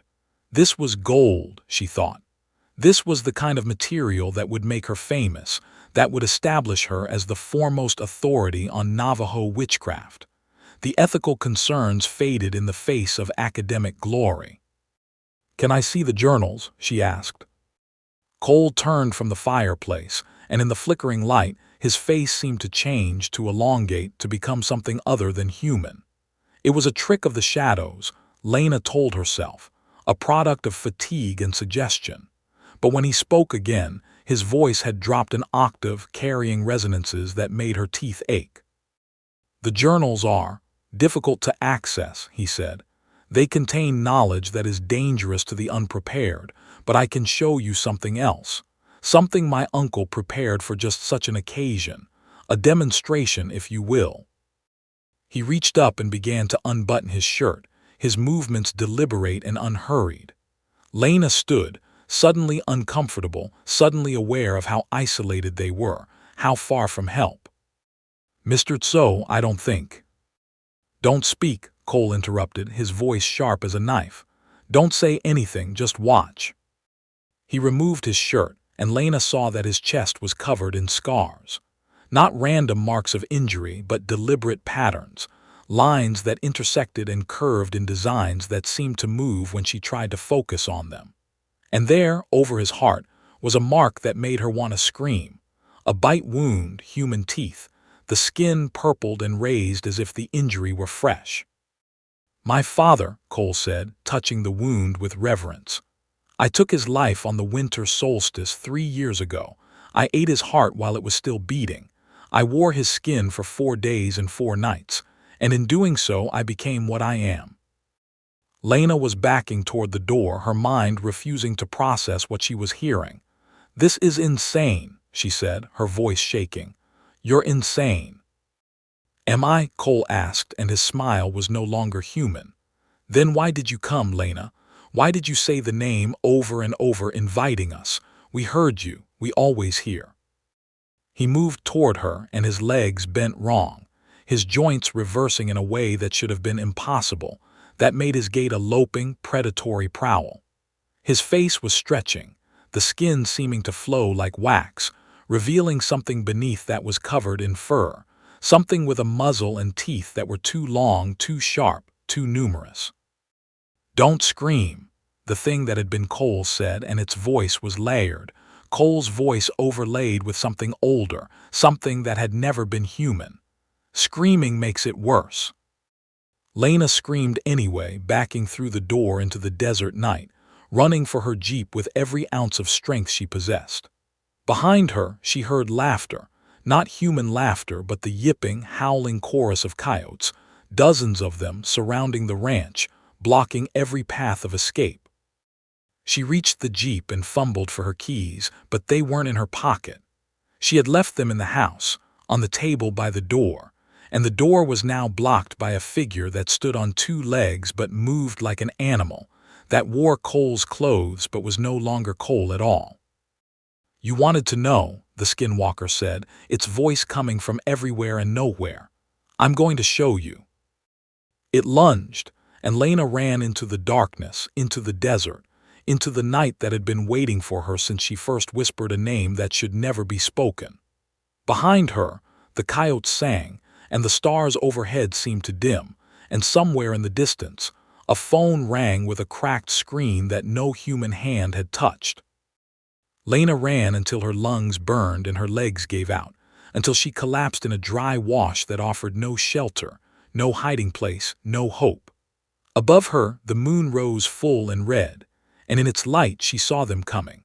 The white coyotes with legs too long, with eyes that glowed with light that had no source, with faces that were almost human, almost recognizable, almost. "Grandmother," Lena whispered, because one of them wore her grandmother's face, her grandmother's silver hair, her grandmother's favorite blue dress. The thing with her grandmother's face smiled with teeth that were not her grandmother's teeth. "She's here with us," it said. "She tried to warn you. Now she's part of the warning." And then they were on her, and the last thing Lena Morrison saw was the stars going out one by one, as if something were eating them, as if the night itself were being consumed by the hunger she had invited with her arrogance, her certainty, her refusal to believe in anything that couldn't be documented and analyzed and explained.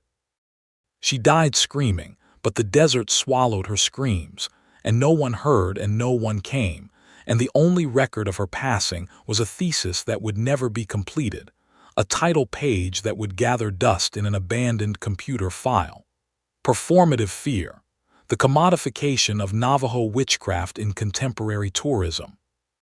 In the motel room she had vacated, the phone that had never rung began to display messages in a language that didn't exist, from a number that had never been assigned. The marks on the window grew deeper, carving through the glass, reaching into the room. And somewhere, in a place that had no location in ordinary space, something that had once been Lena Morrison opened eyes that were no longer entirely human, and began to learn the songs that the Skinwalkers sang, the songs that no living throat should ever shape. The desert kept its secrets. The Skinwalkers kept their hunger, and the name that should never be spoken was spoken once more, by a voice that had been human, inviting the next curious soul, the next skeptic, the next fool who thought that knowledge was power rather than destruction. Don't say the name. Don't say the name. Don't say the name. But someone always does. The sun rose over the Tso Ranch house with a cruelty that suggested the universe had never cared about human suffering. Light poured through the windows, illuminating dust motes that danced in golden spirals, revealing the emptiness of the living room where Lena Morrison had last seen something that wore cold Tso's face, but moved with joints that bent in directions no human anatomy could accommodate. The fire in the hearth had died to ash overnight, and the coyote pelt that had hung above the mantel was gone, leaving only a darker rectangle on the stone where it had been displayed, a shadow that seemed to pulse with residual presence. Lena woke not in the dry wash where she had collapsed, but in a bed she didn't recognize, in a room she had never seen.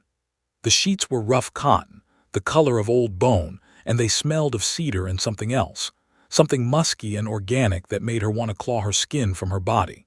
She lay still, her eyes closed, her breathing shallow, trying to reconstruct how she had come to be here, what had happened in the hours between her flight from the ranch house and this moment of consciousness. She remembered running. She remembered the dry wash, the collapse, the feeling of her own heartbeat hammering against her ribs like a trapped bird. She remembered the coyotes with faces that shouldn't exist, the thing that wore her grandmother's features, the teeth. God, she remembered the teeth. But she didn't remember being brought here. She didn't remember being placed in this bed, dressed in a nightgown that wasn't hers, covered with blankets that held her down with a weight that felt deliberate, that felt like preparation. Lena opened her eyes and found herself in a room that had no windows. The walls were adobe, thick and rounded, curving into a ceiling that seemed to breathe with the movement of air through vents she couldn't see. The only light came from a lantern that hung from a wooden beam, casting shadows that moved independently of any breeze, that gathered in corners and whispered to each other in voices just below the threshold of hearing. She was not alone. In the corner of the room, sitting in a chair that had been carved from a single piece of dark wood, was a woman, or something that had once been a woman. She wore traditional Navajo dress, the velvet blouse and full skirt of formal occasion, but her face was wrong in ways that Lena's mind refused to process completely. The skin was too smooth, too tight, as if it had been stretched over a frame that didn't quite match the underlying structure. The eyes were too large, too dark, with pupils that dilated and contracted in patterns that suggested they were tracking something Lena couldn't see. "You're awake," the woman said, and her voice was Cole's voice, layered over something older, something that had never learned to speak with human vocal cords. "I was beginning to think you'd sleep through the interesting part." Lena tried to speak, but her throat was dry, her tongue swollen and clumsy. She managed only a croak, a sound that was barely human. "Don't try to talk yet," the woman said, standing with movements that were fluid and wrong, that suggested multiple joints where there should have been only one. "You've been through a transition. Your body needs time to adjust." "Transition," Lena whispered, the word tasting like ash in her mouth. "What transition?" The woman smiled, and her teeth were exactly what Lena had feared they would be, too many, too sharp, arranged in patterns that were mathematical rather than organic, that suggested calculation and hunger. "You'll understand soon. Everyone understands eventually. It's part of the becoming." Lena pushed herself up in the bed, her arms trembling with effort. She was weak, weaker than she should have been, as if something had been drained from her during her unconsciousness. "Where am I? What have you done to me?" "You're safe," the woman said, which was clearly a lie. "You're home. This is where the family gathers, where we learn, where we become." Family? Lena's mind was struggling to keep up with the horror of her situation, grasping at fragments of memory that didn't fit together. "You're not my family. I've never seen you before." The woman's face shifted, literally shifted, the features sliding like wax over a candle, rearranging themselves into a configuration that Lena recognized with a scream she couldn't quite release. It was her mother. Her mother's face, her mother's expression of disappointment and resignation, her mother's voice. "You never did recognize family when it mattered," her mother said, the voice perfect, the intonation exact. "You were always so eager to leave us behind, to become something else, something white, something safe. But blood is blood, Lena, and now it's going to keep you alive in ways you can't imagine." Lena scrambled back against the wall, pulling the sheets with her, trying to put distance between herself and the thing that wore her mother's face. "You're not her," she said, her voice rising toward hysteria. "My mother is dead. She died when I was 12. "Did she?" The thing smiled with her mother's mouth, showing teeth that her mother had never possessed. "Or did she just change? Some of us are better at hiding than others. Some of us wait generations for the right vessel, the right opportunity, the right name spoken into the dark." Lena pressed herself against the adobe wall, feeling the rough texture against her back, the solidity of earth that had been shaped by human hands. This was real, she told herself. This room was real. The horror was real. She was not dreaming, not hallucinating, not suffering from some psychotic break induced by stress and isolation. The thing in front of her existed in the same space she occupied, followed the same physical laws, even if it seemed to violate every rule of nature she understood. "What do you want from me?" Lena asked, trying to force her voice into a register of authority, of academic detachment, of the professional calm that had always served her in difficult interviews. "If you're going to kill me, just do it." The thing laughed, and the sound was like breaking glass, like a coyote's howl, like her mother's voice raised in anger when Lena had announced her decision to study anthropology instead of medicine. "Kill you? Oh, my sweet, confused daughter, we don't want to kill you. We want to make you one of us. We want to teach you the songs, the dances, the transformations. You have the blood, you see, your grandmother's line. The Begay women have always been receptive." "I'm a Morrison," Lena said automatically, the childhood reflex asserting itself. "I'm my father's daughter."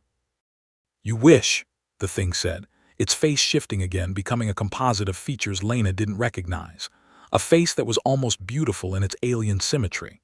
"But blood doesn't care about wishes.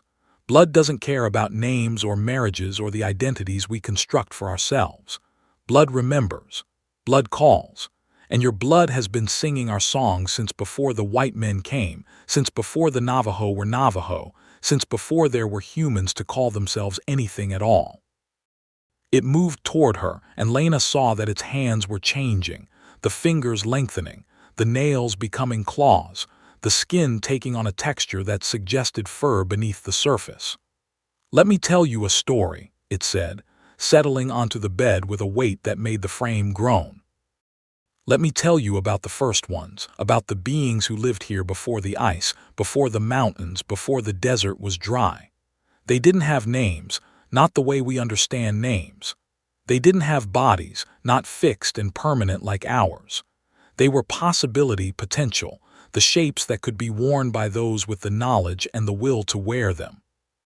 Lena tried to move away, but the wall was behind her, and the thing's hand was on her ankle, the claws pressing just hard enough to draw blood, to leave marks that she knew would never heal properly.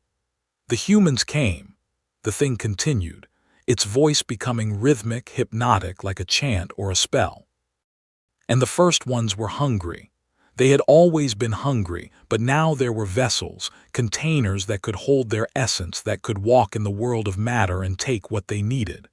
They taught the humans how to invite them. They taught the songs, the ceremonies, the prices that must be paid." "You're talking about possession," Lena said, trying to maintain her grip on rationality, on the academic framework that was her only defense against madness.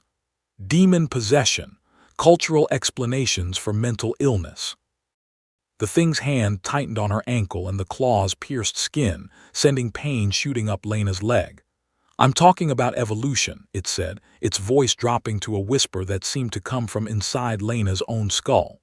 I'm talking about the next step, the upgrade, the transcendence of the limitations that flesh imposes.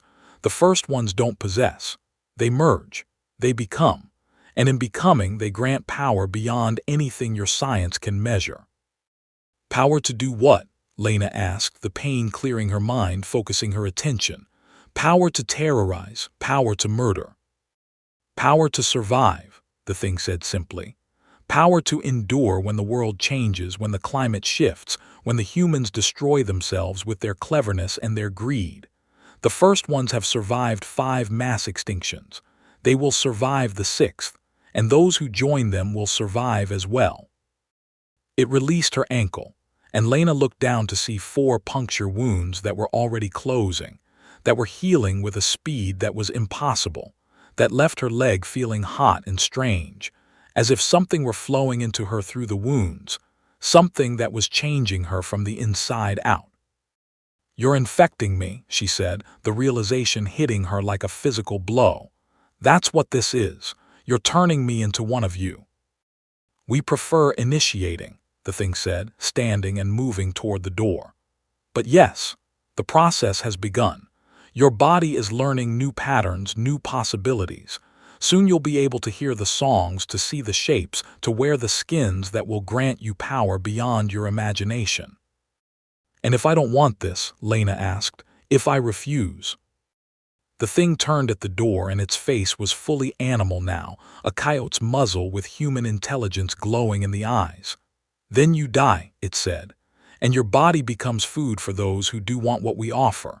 There's no third option, Lena. There's no escape.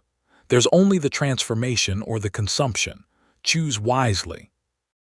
It left, and the door closed behind it with a finality that suggested it wouldn't open again until Lena had made her choice. She was alone in the windowless room, with her bleeding ankle and her changing body, and the realization that she had been wrong about everything. The folklore wasn't folklore. The warnings weren't metaphor. The Skinwalkers were real, they were here, and they were going to make her one of them whether she wanted it or not. Lena sat in the dark and waited for the next phase of her horror to begin. Time passed differently in the room without windows. Lena had no way to track its passage, no way to know if hours or days had elapsed since her awakening. The lantern burned steadily, never dimming, never flickering, suggesting a fuel source that wasn't natural. She slept and woke and slept again, her dreams filled with running, with pursuit, with the sensation of her own skin splitting open to reveal something else beneath. They brought her food at irregular intervals, appearing through a door she never saw open, leaving trays of meat and water that she consumed without tasting. The meat was raw, still bloody, and she told herself she ate it only to maintain her strength, not because her body craved it with an intensity that frightened her.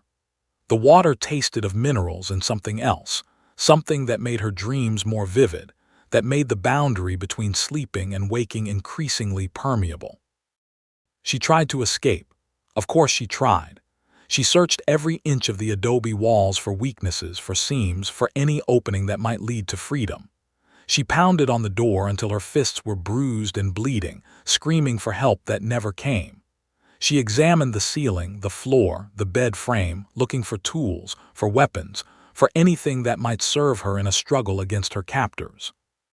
But the room was seamless, perfect, a prison designed by architects who had never intended to release their prisoners. The only way out was through the door, and the door only opened from the outside. On what she estimated was the 3rd day, based on the number of meals she had received, the number of times she had slept, the door opened while she was awake, and a new figure entered. Not the woman who had worn her mother's face, but a man. A young man, handsome in a way that seemed calculated, designed to inspire trust and comfort. He was Navajo, with the high cheekbones and dark eyes of the Dene, but there was something wrong with him too, something that Lena's changing perceptions could now identify. His shadow moved independently of his body, stretching across the floor in directions that didn't correspond to the lantern's light. His reflection in the polished wooden floor showed a different face entirely, older, gaunter, with eyes that glowed with their own illumination. "Cole," Lena said, recognizing him despite the changes, "or whatever's wearing him." The man smiled, and it was Cole's smile, warm and genuine in a way that made her want to trust him despite everything she knew. "I'm still Cole," he said. "Mostly. The transition isn't complete yet. I still remember being human, being limited. That's why they sent me. They thought you might respond better to someone who knows what you're going through." "I doubt that," Lena said, but she didn't back away when he approached. She was too tired, too weak, too curious about what he might say. "What are you? What's happening to me?" Cole sat on the edge of the bed, careful to maintain distance as if he were a therapist or a doctor rather than her captor. "We're Cliziati," he said. "The changed ones. The ones who have learned to wear other forms, to take other shapes. The word Skinwalker is inaccurate. It suggests we're walking in skins, wearing them like costumes. But it's not like that, it's more integration. The skin becomes part of us. We become part of it." "You killed your father," Lena said. "It wasn't a question. That's the ritual. You have to kill someone you love." Cole's face flickered, the handsome mask slipping for a moment to reveal something beneath that was hungry and old and patient. "I did," he said. "My father was a Hatala, a medicine man. He thought he could control the first ones, could use their power without becoming them. He was wrong. The only way to access their gifts is to become their vessel, to invite them in, to let them wear you like you wear your clothes." "And now you're going to make me kill someone I love?" Lena asked, her voice steady despite the horror of the question. "That's the price." "It was my price," Cole said. "Every initiation is different. The first ones take what you value most. For me, it was family. For you, they haven't decided yet. They're still examining you, testing you, seeing what makes you vulnerable." "I don't have family," Lena said. "I don't have anyone I love." Cole laughed, and the sound was genuine, sympathetic even. "Everyone has someone they love, Lena, even if they don't admit it to themselves, even if they've spent their lives pushing people away. The first ones are very good at finding the cracks in our armor, the attachments we pretend don't exist." He reached into his pocket and withdrew something that glinted in the lantern light, a photograph. He held it out to Lena, and she took it with hands that trembled. It was a picture of her grandmother, Sarah Begay, the woman who had raised her after her mother's death, the woman who had tried to teach her the old ways and been rejected, the woman who had died 5 years ago in a nursing home in Gallup. "She's not dead," Cole said, watching Lena's face. "Not exactly. The Begay women have always been special. Your grandmother made a choice, Lena, a choice that kept her alive in ways you don't understand. She's been waiting for you to come home." "You're lying," Lena whispered, but she knew he wasn't. She could feel it now, the connection she had tried to deny for years, the blood tie that pulsed between her and the woman in the photograph. "She's dead. I saw her body. I went to the funeral." "You saw what we wanted you to see," Cole said gently. "You went to a funeral for an empty shell. Your grandmother has been here with us, learning, becoming. She's one of our most powerful sisters now. It was her idea to bring you into the family. She's been watching you for years, waiting for you to be ready." Lena dropped the photograph, watching it flutter to the floor. "This is insane," she said. This is beyond insane. This is impossible." "And yet," Cole said, gesturing to the room, to himself, to everything that had happened since Lena arrived in Arizona, "here we are." They sat in silence for a long moment, the only sound the steady breathing of two people who were no longer entirely human. Lena felt the weight of the impossible pressing down on her, the collapse of everything she had believed about the world, about reality, about herself. "What happens now?" she asked finally. "Now you choose," Cole said. "You can accept the transformation, embrace the first ones, become what your blood has always destined you to be. Or you can refuse, and your body will be used to nourish those who made a different choice." "That's not a choice," Lena said. "That's a threat." It's reality, Cole said, standing. The first ones don't negotiate. They don't compromise. They offer power and they demand payment. The only question is whether you're wise enough to accept what they're offering. He moved toward the door, then paused. Your grandmother asked me to give you something, he said, reaching into his pocket again. He withdrew a small object on a leather cord, a pendant shaped like a bullet, old and tarnished, with symbols etched into the metal that Lena couldn't read but somehow understood. She said you would know what to do with it when the time came. He tossed the pendant onto the bed and Lena picked it up automatically. It was warm in her hand, warmer than it should have been, and it pulsed with a rhythm that matched her own heartbeat. What is it? She asked. Protection, Cole said, or weapon, or both. Your grandmother was always ambiguous about these things. She said you'd figure it out. He left and the door closed behind him with the same finality as before. Lena sat on the bed, the pendant clutched in her fist, and felt something shift inside her. Not the physical changes she had been fearing, but something deeper, something that had been waiting for permission to awaken. She remembered her grandmother's voice, the stories she had told when Lena was young, the warnings she had given about speaking certain words, about going certain places, about trusting certain people. She remembered the way her grandmother had looked at her sometimes, with a mixture of love and sadness and resignation, as if she knew something about Lena's future that Lena herself couldn't see. And she remembered, with a clarity that made her gasp, the last time she had seen her grandmother alive. Not in the nursing home, not in the hospital bed surrounded by machines, but years earlier, on a visit to the reservation when Lena was 17. They had walked in the desert at dusk, and her grandmother had stopped suddenly, her head cocked as if listening to something only she could hear. They're singing tonight, her grandmother had said. The old ones, the ones who remember when men were prey. What are you talking about, Grandma? Lena had asked, impatient, eager to return to her phone and her friends and her life that didn't include old women and their superstitions. Her grandmother had turned to her, and in the fading light her face had seemed to change, to become something else, something that wore her grandmother's features but wasn't her grandmother at all.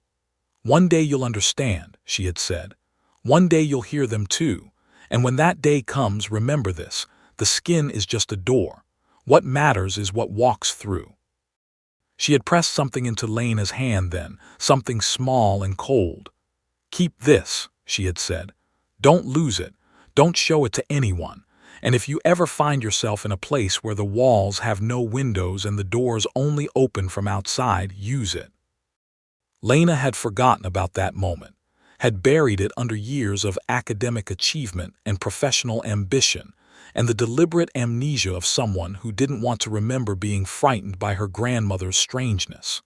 But now, holding the pendant that Cole had given her, she remembered the object her grandmother had pressed into her hand. It had been a bullet, an old bullet, tarnished and heavy, with symbols etched into the casing that she had thought were decorative but now recognized as protection, as warning, as promise. She had kept it, she realized. All these years, through moves and relationships and the various upheavals of her adult life, she had kept the bullet her grandmother had given her. It was in her apartment in Los Angeles, in a box of keepsakes she never opened, mixed in with birthday cards and photographs, and the debris of a childhood she had tried to leave behind. And now Cole had given her another bullet, another pendant, another promise of protection that she didn't understand but desperately needed. Lena looked at the pendant in her hand, and for the first time since she had woken in this room, she felt something other than fear. She felt anger, not the hot, blinding anger of panic, but the cold, steady anger of someone who had been tricked, manipulated, betrayed by the people who should have protected her. Her grandmother had known. She had known what Lena was, what she would become, what waited for her in the Arizona desert. And instead of warning her, instead of telling her the truth, she had let her walk blindly into the trap, had arranged for her to be taken, had offered her as tribute to the first ones. The anger burned in Lena's chest, and with it came clarity. She wasn't powerless. She wasn't just a victim of forces beyond her control. She had resources she hadn't recognized, knowledge she hadn't valued, connections that transcended the physical world she had always believed was the only reality. She examined the pendant more carefully, turning it over in her fingers. The symbols weren't just decorative. They were instructions, she realized. A map of sorts, or a key. They told a story in a language that her academic training couldn't decipher but her blood recognized. The story of the first ones. The story of their hunger. The story of how they could be contained, controlled, destroyed. It was there, hidden in the patterns, waiting for someone with the right eyes to read it. And Lena's eyes were changing, she realized. Not just her body, but her perception, her understanding of the world. She was seeing things she had never seen before, perceiving connections that had always been invisible to her. The first ones had started the process of transformation, and in doing so, they had awakened something in Lena that they hadn't anticipated. They had made her capable of understanding their nature, their weaknesses, their vulnerabilities. She was still human enough to fight, and she was becoming something else enough to win. Lena stood, the pendant clutched in her fist, and walked to the door. She didn't pound on it, didn't scream for release. She simply stood there, waiting, her mind racing through possibilities, scenarios, strategies. The door opened eventually, as she had known it would. They couldn't keep her here forever, not if they wanted her to complete the transformation. They would need to move her, to take her somewhere else, to perform whatever ritual would finalize her initiation. When the door opened, she was ready. The woman who had worn her mother's face stood in the doorway, holding a lantern, her features now settled into a configuration that was neither human nor entirely animal but something in between. "It's time," the woman said. "The first ones are ready to receive you." "Good," Lena said, and she smiled. The smile wasn't human. It was older, hungrier, more patient than anything that had ever lived in Lena's face. And for the first time since she had entered this nightmare, the woman who wore her mother's face looked uncertain. "What?" she began. But Lena moved faster than she should have been able to, faster than human muscles could propel a body, and her hand was at the woman's throat, the pendant pressed against the skin, the symbols burning with light that had no source. "My grandmother taught me something else," Lena whispered, her voice layered with harmonics that suggested multiple speakers. "She taught me that the door works both ways, that what walks through can be made to walk back." The woman screamed, but the sound was cut short as the light from the pendant intensified, as the symbols etched into the metal blazed with heat that should have been impossible. The skin beneath the pendant blackened, smoked, peeled away to reveal something else beneath. Not bone, not muscle, but a writhing mass of something that looked like shadow given substance, like darkness made physical. "No," the thing that wore her mother's face gasped. "You don't understand, you can't." "I understand perfectly," Lena said, and she pushed harder, driving the pendant deeper, feeling it connect with something that screamed in frequencies beyond human hearing. "I understand that you've been wearing my mother's face, but you're not my mother. I understand that you've been lying to me, manipulating me, trying to make me something I'm not. And I understand that this," she twisted the pendant, and the thing beneath screamed louder, "is going to send you back where you came from." The transformation was rapid, violent, irreversible. The woman's body convulsed, her features melting and reforming in grotesque patterns, her limbs elongating and then contracting, her skin splitting to reveal the thing that had been wearing it. It was a skinwalker in truth now, no longer bothering with the pretense of humanity, and what emerged from the dissolving flesh was something that Lena's changing perceptions could finally see clearly. Not a coyote, not an animal at all. Something older, something that had never been part of the natural world.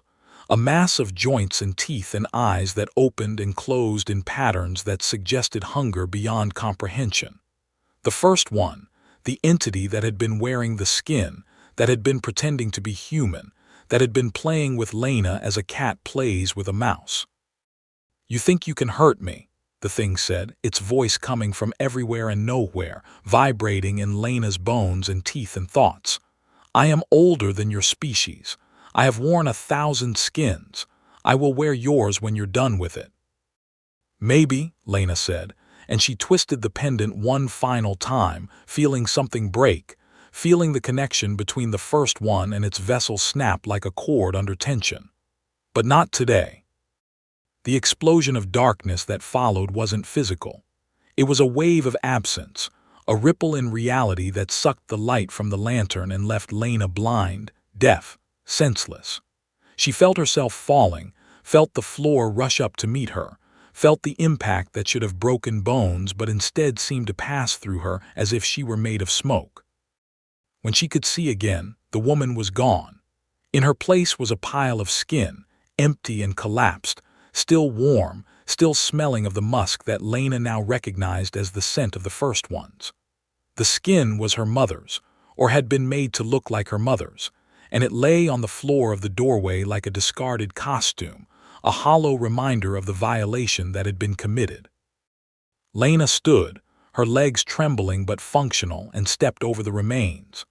The corridor beyond was dark, but her eyes were adjusting, learning to see in spectrums that had been invisible to her before. She could see the heat signatures of living things, the trails of energy that marked recent passage, the faint glow of the first one's presence in the distance. She was in a complex of some kind, a series of connected rooms and corridors that had been carved into the earth or built above it, she couldn't tell which. The walls were adobe, the same material as her prison, and they were decorated with symbols that made her head ache when she tried to read them. Protection, she realized. The symbols were protection, keeping the first ones contained, keeping them focused, keeping them from wandering. She moved through the corridors, following the heat trails, searching for an exit. She passed other rooms, other prisons, and in some of them she heard sounds, whimpering, screaming, the soft murmur of voices speaking in languages that shouldn't exist. She didn't stop to investigate. She couldn't save anyone else, not yet. She had to survive first. The exit, when she found it, was not what she expected. It wasn't a door to the outside world, to the desert, to freedom. It was a doorway that opened onto a space that couldn't exist, a vast cavern that stretched farther than the horizon, filled with structures that hurt her eyes to look at, towers of bone and sinew, bridges of stretched skin, pathways that seemed to lead in directions that had no name. And in the center of it all, standing on a platform that seemed to be made of compressed screams, was her grandmother. Sarah Begay was dressed in white, the traditional color of the Dene for ceremony and death, and she was surrounded by figures that Lena recognized from Cole's descriptions. The Cliziati, the changed ones, those who had accepted the transformation and become vessels for the first ones. They were singing. The song was the one Lena had heard in her dreams, the one that had been calling her since before she was born. It was a song of invitation, of welcome, of the hunger that waited at the end of all roads. Lena, her grandmother said, and her voice carried across the impossible distance without effort. You've come. I knew you would. I came to kill you, Lena said, and her voice carried too, amplified by the acoustics of the space or by something else, something that the pendant in her hand was doing to her. Her grandmother smiled, and it was the same smile Lena remembered from childhood, warm and sad and knowing. I know, she said. That's why I asked Cole to give you the protection. I knew you would need it. I knew you would use it. You're not my grandmother, Lena said. You're one of them, you're a monster. I'm both, Sarah Begay said. I'm your grandmother, and I'm a Skinwalker, and I'm a vessel for the first ones. These things aren't mutually exclusive, Lena. They're layers, like your skin, like your soul, like the reality you thought was solid but is actually just suggestion. She gestured, and the Cliziati parted, creating a path between Lena and the platform. Come, she said. Join us, not as victim but as participant, not as sacrifice but as priestess. You have the blood, you have the strength, you have the will. You could be powerful, Lena, more powerful than you can imagine. And the price, Lena asked, her hand tightening on the pendant. What do I have to kill? Who do I have to become? Her grandmother's smile didn't waver. Only yourself, she said. Only the person you were. The academic, the skeptic, the woman who thought she could understand everything by categorizing it and writing papers about it. Kill her, and be reborn as something that understands reality from the inside out.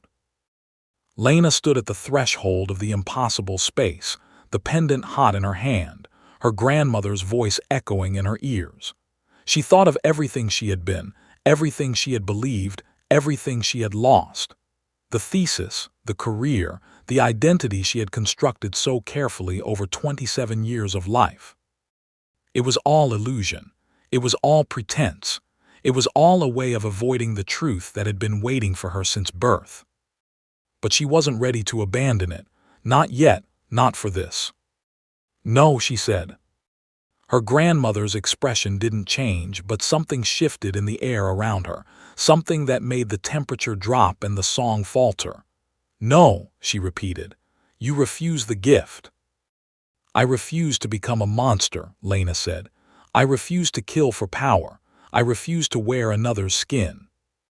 Then you die, her grandmother said, and the Cliziati began to move, closing the path they had opened, surrounding Lena with bodies that were human in shape but wrong in proportion, wrong in movement, wrong in the way they smelled of musk and hunger and ancient patience. Maybe, Lena said, and she raised the pendant high, the symbols blazing with light that filled the impossible cavern and made the first one scream. But I'm taking as many of you with me as I can. The light exploded outward and the screaming grew louder, and Lena felt herself being torn apart and reassembled, being destroyed and reborn, being changed in ways that she couldn't control and didn't understand. She was burning, she was freezing, she was every temperature at once. She was dying, she was living, she was both and neither. And through it all she held onto one thought, one identity, one refusal. She would not become them, she would not wear their skins, she would not sing their songs. She was Lena Morrison, daughter of Sarah Begay, granddaughter of women who had faced the darkness and survived. And she would survive this too. Or she would die trying. The light consumed everything, and the darkness answered, and somewhere in the space between them, something fundamental changed about the nature of reality itself. When it was over, Lena opened eyes that were still human, still hers, still capable of seeing the world as it was and as it could be. She was lying on the desert floor, the sun rising over the mesas, her body aching in every joint and muscle. She was alive. She was alone. The ranch house was gone. The complex of rooms was gone. Her grandmother, Cole, the Cliziati, the first ones, all gone as if they had never existed. In her hand she still held the pendant, but the symbols were dark now, burned out, their power expended. She let it fall to the sand, watched it disappear among the grains, and she knew that she would never see it again. She walked. She didn't know where she was, didn't know how far from the road, from help, from the world she had left behind. She walked until her feet bled, until the sun climbed high and burned her skin, until she couldn't walk anymore and collapsed in the shade of a juniper tree that smelled of life and permanence and the ordinary magic of photosynthesis. She was found by a truck driver 3 days later, delirious with dehydration, her body covered in wounds that had begun to heal with impossible speed. He took her to the hospital in Flagstaff, where doctors treated her for exposure and asked questions she couldn't answer.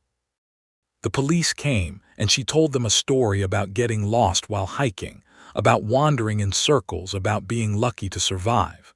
They didn't believe her. Her injuries were wrong for simple exposure. Her mental state suggested trauma beyond what she was describing. But they had no evidence of foul play, no body, no crime scene, no witnesses. She was released after a week, and she returned to Los Angeles, to her apartment, to her life that was no longer hers. The thesis was abandoned. The academic career was over. She took a job as a data entry clerk, working in a basement office where the fluorescent lights hummed and the only windows were too high to see through. She didn't speak of what had happened. She didn't write about it. She tried to forget. But she couldn't forget. The changes in her body were permanent, irreversible. She could see things now, perceive things, understand things that had been invisible to her before. She knew when someone was lying. She knew when something was wearing a skin that didn't belong to it. She knew when the first ones were near, when their hunger was active, when their servants were hunting. And she knew, with a certainty that transcended hope, that she would see them again. That the war she had started in that impossible cavern was not over, only paused. That her grandmother was still out there, still waiting, still wearing the face of a woman Lena had loved. She kept the bullet her grandmother had given her, the one that was still in her box of keepsakes. She wore it around her neck on a leather cord, hidden beneath her clothes, a reminder and a promise and a weapon waiting to be used. And sometimes in the night when the city was quiet and the darkness pressed against her windows, she would hear singing, the old songs, the invitation, the hunger. She never answered, she never would. But she listened, she always listened. Because one day, she knew, the invitation would become a demand. One day the Skinwalkers would come for her again and she would have to choose once more, transformation or destruction, power or principle, life or death. She didn't know which she would choose. She didn't know if the choice would even be hers to make. But she knew one thing, with absolute certainty, burning in her chest like the light of the pendant that had saved her life. When they came, she would be ready. And she would not go quietly. The desert kept its secrets. The first ones kept their hunger. And Lena Morrison, who had been Lena Begay before the world had convinced her to change her name, kept her vigil in the city of angels, waiting for the darkness to rise again. She had heard the whispering of the skin. She had felt the teeth that waited beneath. And she knew, with the certainty of the transformed, that the only way to survive was to become something that the darkness feared. She was becoming that thing, slowly, carefully, deliberately. And when she was ready, she would return to the desert. She would find her grandmother. She would end what had been started generations ago. The Skinwalkers had made a mistake. They had initiated her, changed her, awakened something that should have stayed sleeping. They had created their own predator. And she was hungry too. The year that followed Lena Morrison's return from the Arizona desert was measured not in days or weeks, but in small acts of disappearance. She vanished from academic circles first, her thesis advisors' increasingly urgent emails going unanswered until they stopped coming entirely. She vanished from social media, her accounts dormant, her online presence fading like footprints in sand. She vanished from the life she had built, leaving behind friends who worried, colleagues who speculated, and a family that didn't exist to notice. The woman who replaced her was quieter, more watchful, perpetually alert in ways that made strangers uncomfortable.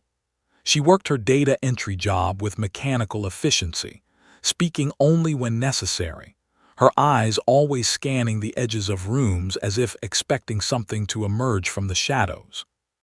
She lived in a basement apartment in East Hollywood, a space that reminded her of the windowless room where she had awakened, where the only light came from a single bulb, and the walls were thick enough to muffle any sound. She learned to see the world differently. The changes that had begun in the desert continued, accelerated by her attention, her acceptance, her willingness to use what had been forced upon her. She could smell lies now, literally smell them, a musky undertone that accompanied dishonesty like a signature scent. She could feel the presence of the first ones when they were near, a pressure behind her eyes, a vibration in her teeth, a whispering at the edge of hearing that told her to run or to hide or to prepare. Most disturbing of all, she could see the skins. They were everywhere, she realized. Not just on the Skinwalkers, not just on the vessels of the first ones, but on everyone. The boundaries between people and the things that wore them were more permeable than she had ever imagined.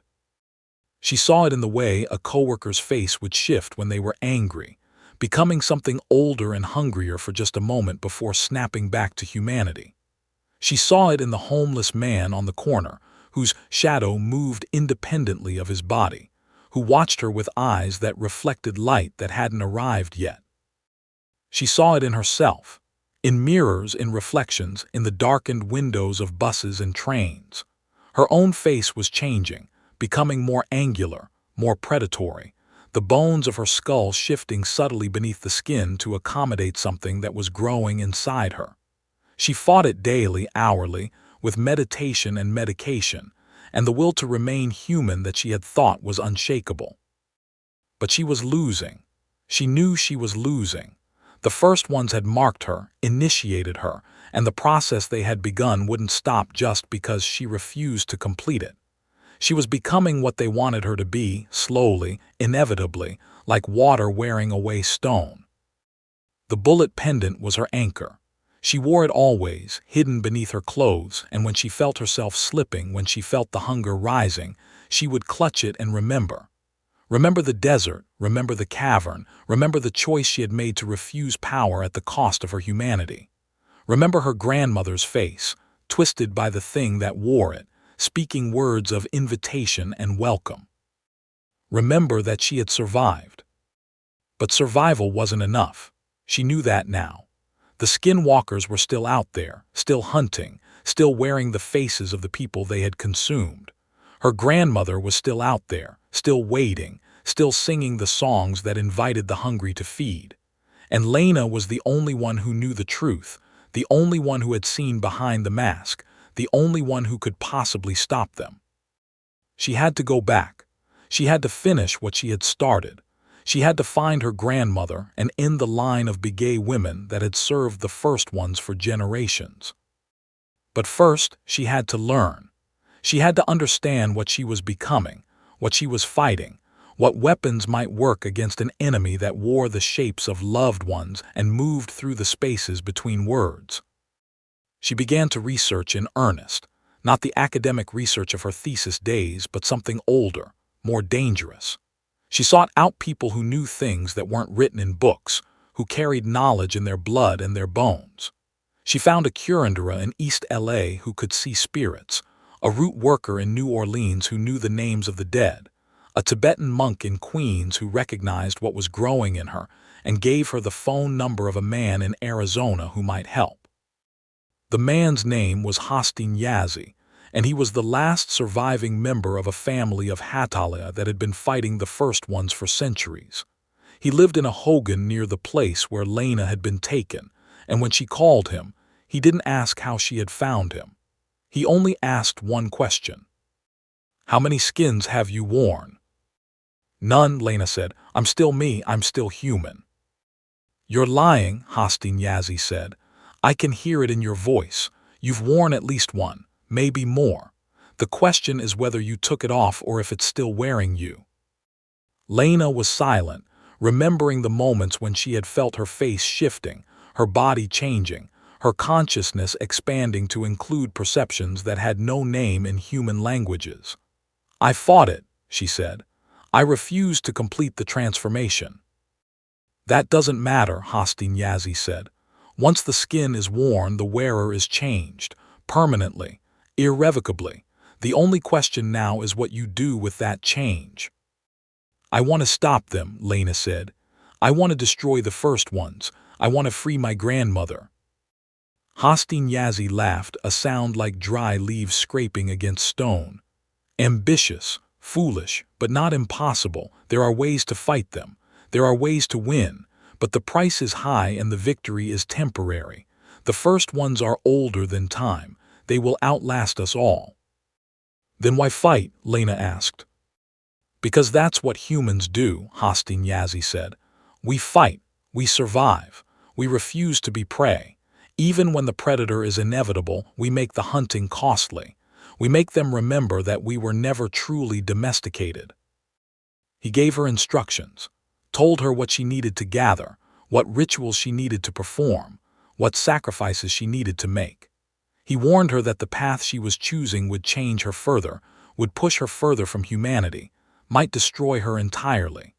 But he also told her that she had a chance, however small, of ending the threat that her grandmother represented, of closing the door that had been opened when Lena first whispered the name that should never be spoken.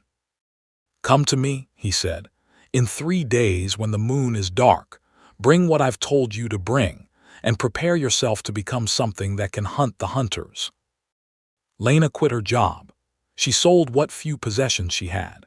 She gathered the materials Hosteen Yazzie had specified: white ash from a lightning-struck tree, obsidian blades that had never touched human blood, corn pollen blessed by a singer whose name she wasn't allowed to know. She drove east on Interstate 40, toward the desert, toward the place where everything had begun, toward the ending that had been written for her before she was born. The drive took 3 days. She stopped only for gas and water, sleeping in rest areas where the darkness pressed against her windows and whispered invitations in voices that sounded almost like her mother's, almost like her grandmother's, almost like her own. She didn't answer. She kept the bullet pendant clutched in her hand, and the warmth of it kept the voices at bay. On the 3rd night she arrived at Hosteen Yazzie's hogan. It was exactly as he had described it, a traditional dwelling of earth and wood, no electricity, no running water, no connection to the modern world. Smoke rose from the central fire pit, carrying the scent of cedar and sage and something else, something sharp and metallic that suggested preparation for war. Hosteen Yazzie met her at the door. He was older than she had expected, ancient in a way that suggested he had been fighting for longer than one lifetime. His eyes were white with cataracts, but they seemed to see more than normal eyes, to perceive the shapes of things that existed in dimensions adjacent to the visible world. "You're further along than I expected," he said, his voice like wind through dry grass. "They've been working on you, pushing you, preparing you for something." "Preparing me for what?" Lena asked. "The final transformation," Hosteen Yazzie said. "The one that can't be refused. They're going to offer you a choice that isn't a choice, and when you accept, or when you refuse, they're going to use you to open a door that has been closed for 1,000 years. "How do we stop them?" Lena asked. "We don't," Hosteen Yazzie said. "Not completely, but we can delay them, we can hurt them. We can make the price of their victory higher than they're willing to pay." He led her into the hogan, and the ritual began. It lasted 4 days and 4 nights, the traditional period of transformation in Navajo ceremony. Hosteen Yazzie sang songs that predated human language, songs that existed in the space between thought and expression, songs that shaped reality by describing it. He painted Lena's body with pigments ground from minerals that had never seen sunlight, that existed in the depths of the earth where the first ones couldn't reach. He gave her weapons, not guns or knives but older tools, a bag of white ash that would blind the Skinwalkers, forcing them to see their true forms, a piece of flint that had been struck by lightning, which could cut the connection between the first ones and their vessels. And most important, a new pendant, similar to the one her grandmother had given her but more powerful, filled with grave ash from the bodies of Hadale who had died fighting the first ones, their final gift to the war that would continue after them. "The Skinwalkers are vulnerable when they transform," Hosteen Yazzie explained on the final night, as they sat by the fire waiting for dawn. "The moment when they're between shapes, when the old skin is shedding and the new skin hasn't fully formed, that's when you strike. That's when you can hurt the thing beneath, the first one that has been wearing the human." "And if I miss that moment?" Lena asked. "Then you die," Hosteen Yazzie said simply, "and your body becomes a vessel for something that will use your face to hunt those you love." "Then I won't miss," Lena said. Hosteen Yazzie smiled, and for a moment he looked young, hopeful, like a man who had seen enough darkness to recognize the value of light. "No," he said, "you won't." The attack came at dawn, just as Hosteen Yazzie had predicted. The Skinwalkers had been tracking Lena since she left Lowe's Angels, following the trail of her transformation, waiting for the moment when she would be most vulnerable. They didn't expect her to be prepared. They didn't expect her to be armed with weapons that could hurt them. They came as coyotes, as wolves, as shapes that had no names in any language. They surrounded the Hogan, their voices raised in the songs of invitation and hunger, and Lena felt the pull of them, the desire to open the door and walk out and join them in the dance that had no end. But Hosteen Yazzi's songs were stronger, his protection more powerful than their hunger. He sang until his voice cracked, until blood appeared at the corners of his mouth, until the sun cleared the horizon, and the Skinwalkers were forced to retreat from the light. "Now," he gasped, "go now, find your grandmother, end this." Lena ran. She ran into the desert with nothing but the weapons Hosteen Yazzi had given her, following a trail that only her changed senses could perceive. The Skinwalkers had left marks, scent trails, heat signatures, distortions in the fabric of space that pointed toward their lair. She followed them across mesas and through canyons, past formations that looked like faces twisted in agony, through washes that carried water that wasn't entirely water. She found them at sunset, gathered in a natural amphitheater of red rock, surrounded by fires that burned with colors that didn't exist in the normal spectrum. There were dozens of them, men, women, children, all wearing skins that weren't theirs, all singing the songs that had been old when the first humans walked the earth. And in the center, on a platform of bone, was her grandmother. Sarah Begay was magnificent in her horror. She wore white, as she had in the cavern, but now her skin was visible, and it was covered in patterns that shifted and moved like living things. Her face was beautiful and terrible, human and animal and something else entirely, and when she saw Lena approaching, she smiled with teeth that were too sharp and too numerous. "You've come home," she said, her voice carrying across the distance without effort. "I knew you would. I knew you couldn't resist the call of your blood." "I've come to end this," Lena said, her own voice amplified by the pendant she wore, by the power that Hosteen Yazzi's ritual had awakened in her. "I've come to free you, grandmother, to break the hold they have on you." "Free me?" Sarah Begay laughed, and the sound was like breaking glass. "I don't want to be free, Lena. I want to be powerful. I want to be eternal. I want to wear 1,000 skins and live 1,000 lives. Why would I give that up?" "Because it's not life," Lena said. "It's wearing, it's using. It's consumption without creation, existence without meaning.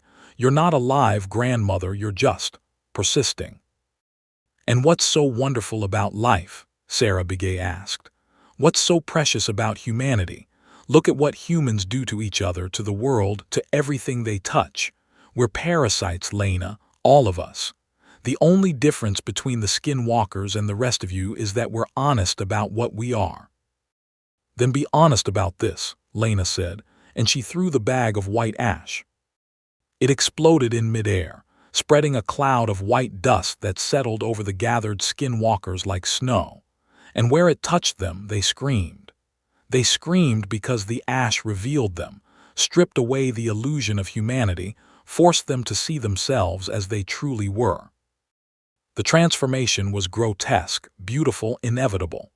The skins they wore split and peeled away, revealing the things beneath, the first ones, the ancient hungry, the entities that had never been human and never would be. They were shapes without fixed form, masses of teeth and eyes and limbs that moved in patterns that hurt to watch, that suggested geometries that had no name. And they were angry. The first ones lunged at Lena, moving faster than thought, their hunger manifesting as physical force that should have crushed her, should have consumed her, should have made her one of them. But Lena was ready. She held the flint in one hand and the pendant in the other, and she moved through their attacks with a grace that wasn't entirely human, with a speed that suggested she was further along in her transformation than even she had realized. She struck the first one as it lunged, driving the flint into the space where its heart would have been if it had been human. The connection severed with a sound like tearing fabric, and the first one shrieked, its form destabilizing, becoming chaos, becoming nothing. The skin it had been wearing collapsed to the ground, empty, discarded. The others hesitated. They were ancient, patient, confident in their power, but they had never faced resistance like this. They had never encountered prey that could fight back, that could hurt them, that could force them back into the darkness where they belonged. "You can't stop us," Sarah Begay said, but there was uncertainty in her voice now, a crack in the confidence that had sustained her through decades of transformation. "There are too many of us. We're too old, too strong, too hungry." "Maybe," Lena said, "but I can stop you." She moved toward her grandmother, and the other first ones parted before her, uncertain, afraid, recognizing something in her that they had thought was unique to themselves. She was becoming, they realized. She was transforming. But she was doing it on her own terms, maintaining her humanity even as she accessed powers that should have required its sacrifice. She reached the platform and climbed onto it, facing her grandmother across a space that was measured in memory and love and betrayal. "I don't want to hurt you," Lena said. "Then join me," Sarah Begay said. "Become what you were meant to be. The Begay women have always been special, Lena. We've always had the gift. Don't throw it away out of some misguided loyalty to a humanity that never accepted you." "Humanity didn't accept me because I never accepted it," Lena said. "I spent my life running away from who I was, trying to become something else. But I'm done running. I'm done pretending. I'm Lena Begay, daughter of Sarah Begay, granddaughter of women who faced the darkness and made their choice. And I'm making mine." She struck.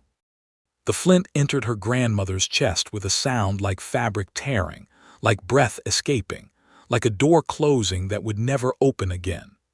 Sarah Begay's eyes widened, and for a moment Lena saw the woman she had loved, the grandmother who had told her stories and brushed her hair and taught her the songs that she was only now remembering. "Thank you," Sarah Begay whispered, and then she was gone. The skin she wore collapsed, empty, and Lena caught it before it fell, holding her grandmother's husk in arms that trembled with grief and relief, and the terrible knowledge of what she had done. The other first ones screamed. They screamed in frequencies that shattered stone, that tore the sky, that opened wounds in reality that would take years to heal. They lunged at Lena, all of them at once, their hunger overcoming their caution, their ancient patience finally exhausted. But Lena was ready. She had prepared for this moment, had known that killing her grandmother would break the truce that had kept the Skinwalkers cautious. She held the pendant high, the grave ash inside blazing with light that was older than the sun, and she spoke words that Hosteen Yazzie had taught her, words that existed in the space between life and death, between human and other. "I am Lena Begay," she said. "I am the daughter of the Begay women. I am the hunter of hunters, the wearer of my own skin, the keeper of the door. And I close you out. I close you down. I close you away." The light exploded outward, consuming everything. The first ones shrieked as they were forced back, as the door that had been opened generations ago was finally, irrevocably closed. They fought it, clawed at it, tried to force their way through, but the light was too strong, the binding too complete. One by one, they were expelled. Back to the dark places, the deep places, the spaces between words and thoughts and breaths. Back to the hunger that had no end, the waiting that had no purpose, the existence that was only consumption. And then they were gone. Lena stood in the center of the amphitheater, surrounded by empty skins, holding her grandmother's body in arms that were still human, still hers, still capable of grief. She looked at the horizon, where the sun was rising, and she felt something shift inside her. The transformation that had been forced upon her was complete, but not in the way the first ones had intended. She wasn't one of them. She would never be one of them. But she wasn't entirely human anymore either. She was something new, something that existed in the space between, something that could hunt the hunters and survive. She buried her grandmother in the desert, in a place where the earth was red and the sky was vast and the stars at night were bright enough to read by. She sang the songs that her grandmother had taught her, the ones she had pretended to forget, and she felt the presence of the Begay women around her, not as skinwalkers, not as monsters, but as ancestors, as family, as the lineage that had made her strong enough to survive. When it was done, she walked back to Hosteen Yazie's Hogan. He was waiting for her, sitting by the fire, older than he had been, closer to the end of his long fight. "It's done," Lena said. "For now," Hosteen Yazzie agreed. "They'll be back. They always come back, but you've bought time. Years, maybe decades. You've given the people who don't know about them a chance to live their lives without fear." "What do I do now?" Lena asked. "You wait," Hosteen Yazzie said. "You watch. You listen for the whispering that means they're returning, and when they come, you fight again. Because that's what we do, that's what we've always done." Lena stayed with him for 3 months, learning everything he could teach her. The songs that bound, the rituals that protected, the weapons that could hurt the first ones. She learned the names of the skinwalkers who were still out there, still hunting, still wearing the faces of the people they had consumed. She learned where they slept, where they hunted, where they gathered when the time was right. And then she left, because Hosteen Yazzie was dying and she couldn't watch, because the desert held too many memories and she needed to make new ones, because the world was large and the skinwalkers were everywhere and someone had to hunt them. She became a hunter, a tracker of the unnatural, the unholy, the hungry. She moved from city to city, following reports of strange deaths, of disappearances, of sightings that the police couldn't explain. She found the skinwalkers where they hid, in trailer parks and tenements and abandoned buildings, and she ended them with the weapons Hosteen Yazzie had taught her to use. She never enjoyed it. She never took pleasure in the killing. But she did it because it needed to be done, because she was the only one who could, because the alternative was to let the first ones consume everything. Years passed. She aged but slowly, the transformation that had been forced upon her granting her time that she hadn't asked for. She watched the world change around her, technology advancing, societies shifting, the old ways fading as the new ways emerged. But the skinwalkers remained, patient and hungry, waiting for the moment when humanity would be weak enough, distracted enough, desperate enough to invite them in. And always in the back of her mind, she heard the whispering, the songs that the first ones sang, the invitations that they extended, the promises of power and transcendence, and escape from the suffering of the human condition. She never accepted, she never would. But she listened, she always listened. Because one day, she knew, the whispering would become a roar.